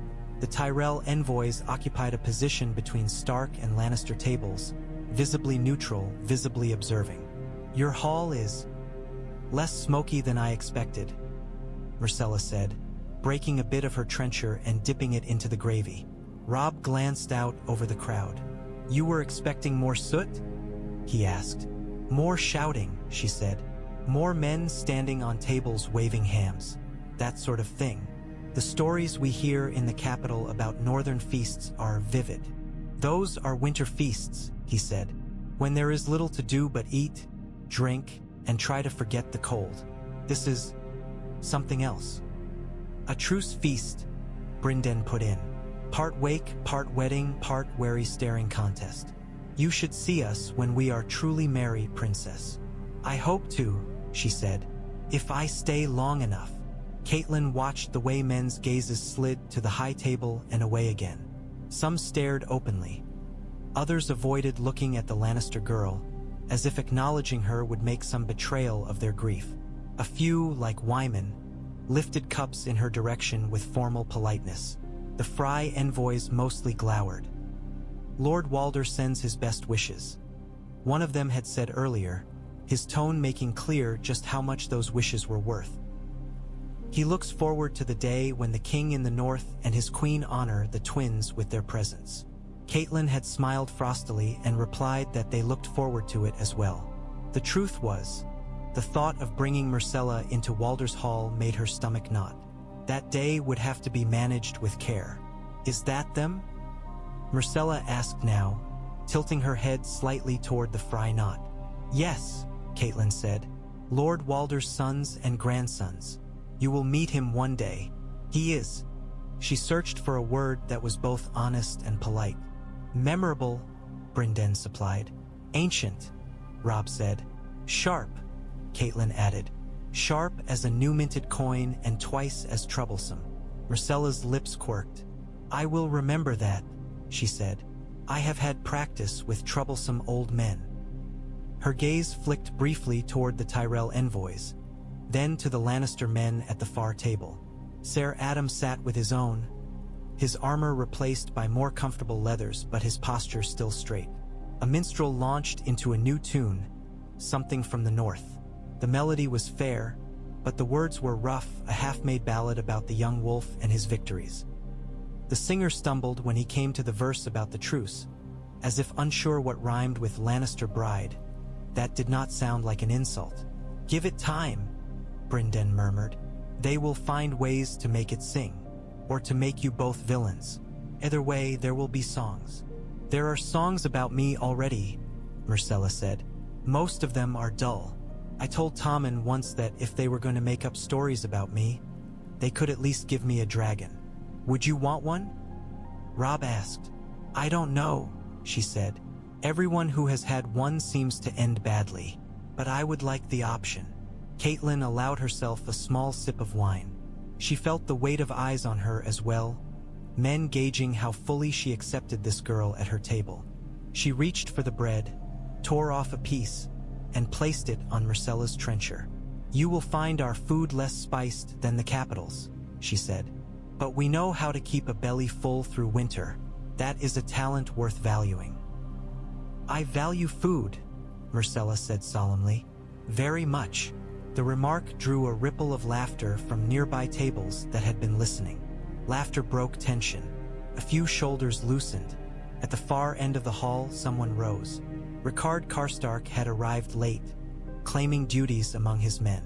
Now he stood, his tall frame casting a long shadow, his face set in grim lines. He lifted his cup. "To the north," he called. "May it never bow."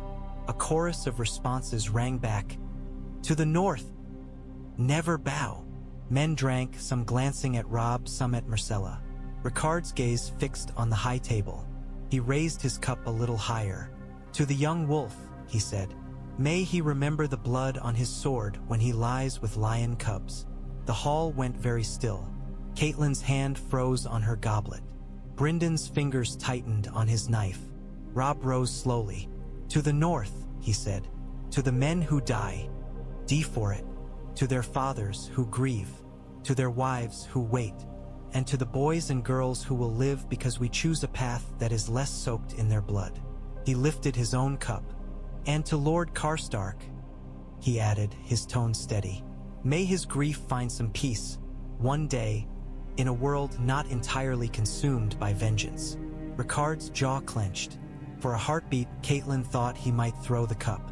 Then he tipped it back, drank, and sat. The hall breathed again. Myrcella's hands had tightened under the table.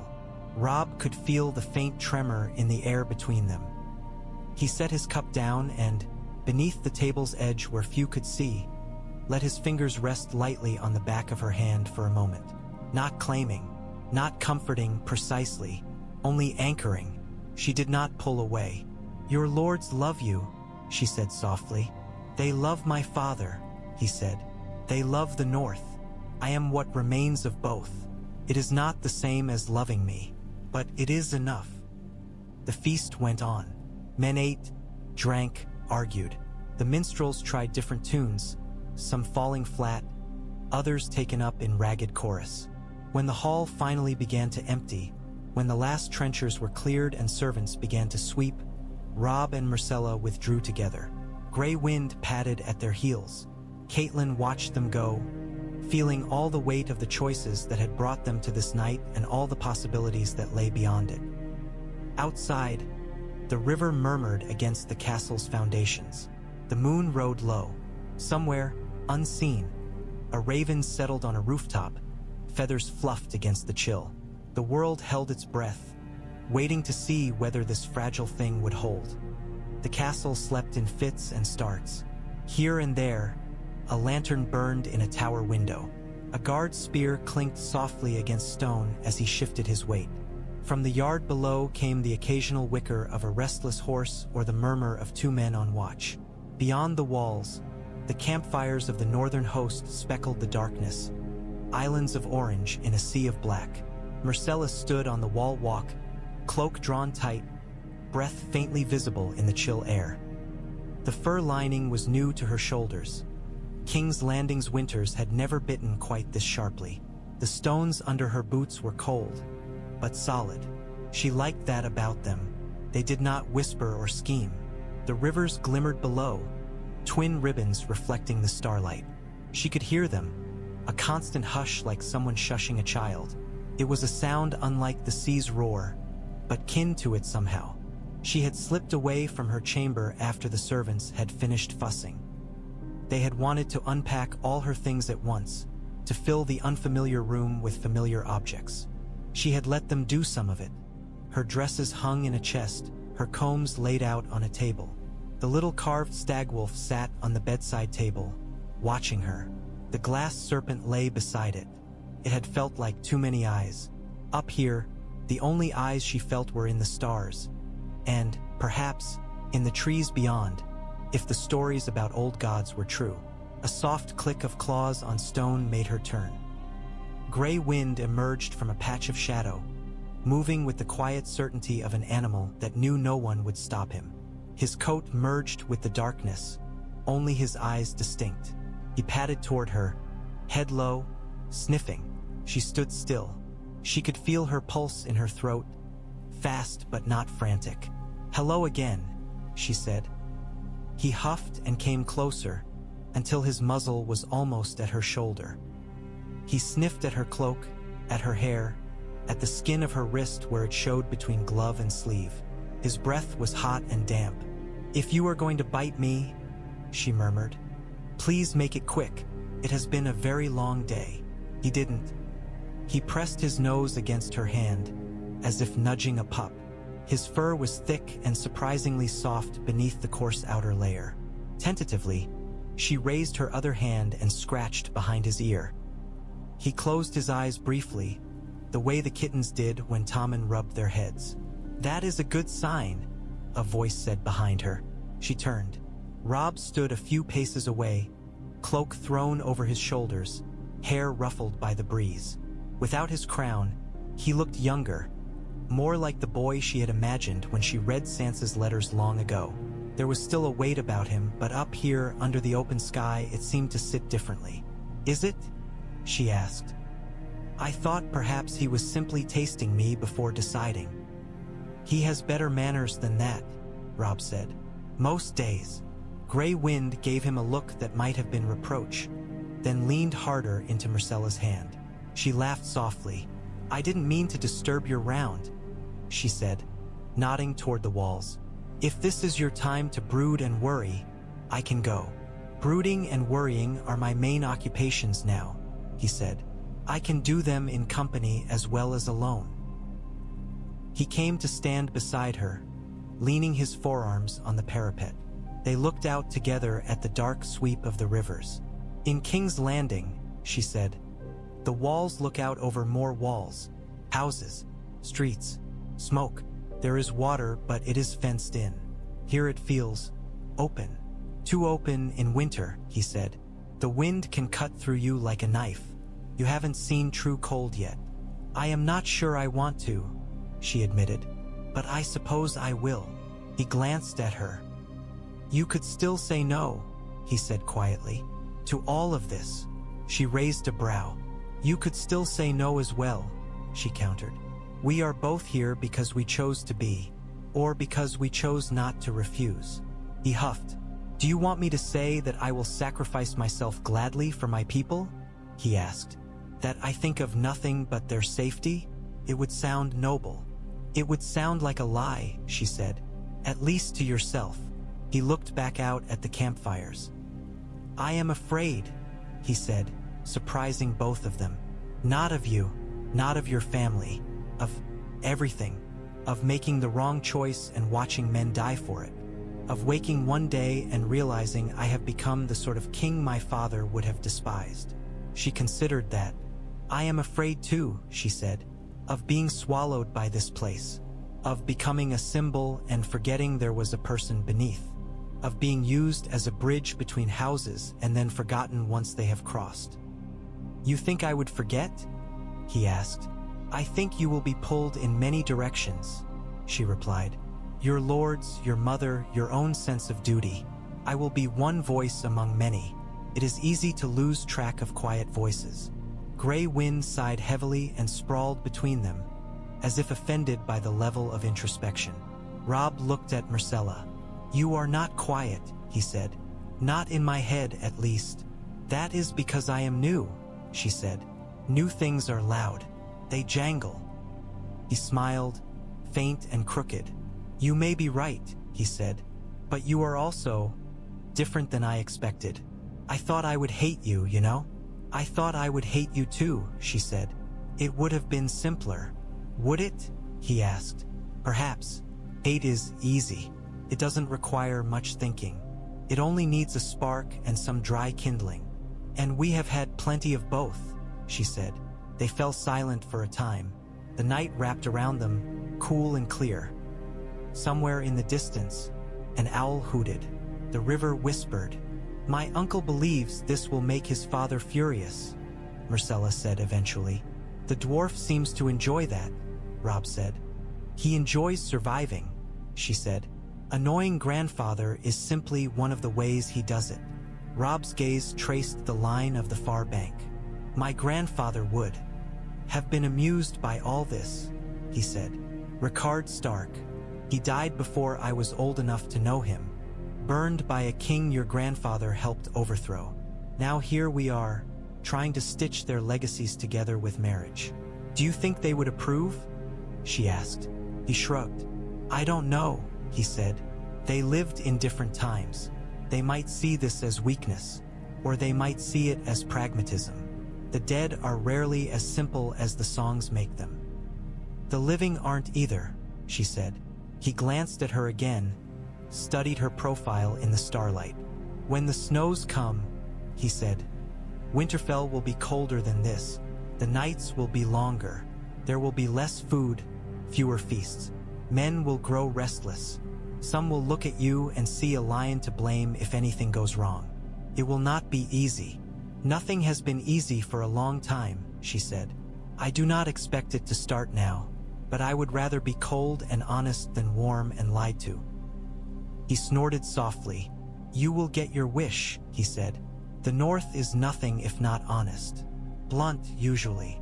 "I noticed," she said. "But blunt is better than honey with poison under it."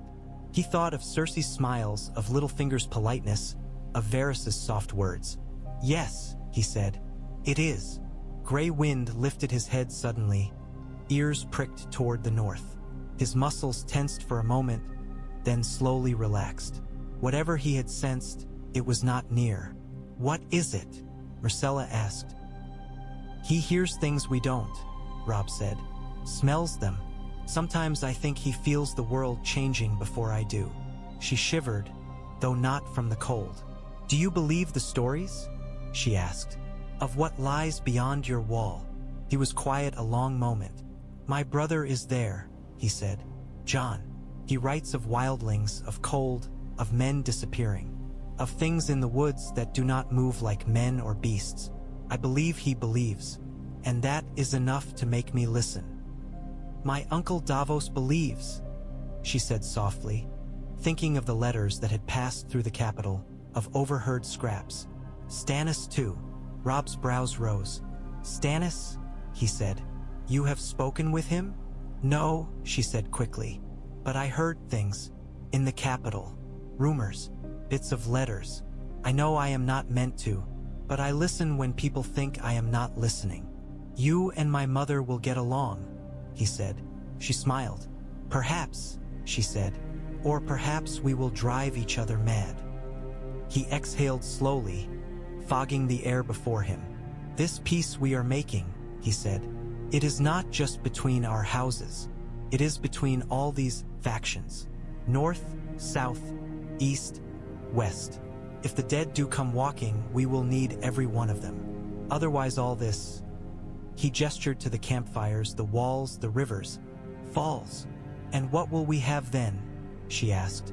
"Snow," he said, "and stories of what we failed to do." She thought of the ruined village along the river, of the boy asking about snow. She thought of Tommen and Joffrey and their mother. She thought of her own reflection, refracted in the glass serpent. "I will do what I can," she said. "Here, with you, for whatever comes." He looked at her, really looked, and nodded once. "Then we will see," he said, "whether a wolf and a lion can stand back to back instead of tooth to throat." Grey Wind pressed his flank against both of them, as if binding them in fur. Above, the stars wheeled slowly in their courses, indifferent to the small figures on the wall below. The rivers ran. The north waited, and in Riverrun's cold night, two young people stood side by side, trying to balance grief and hope on the edge of a stone parapet.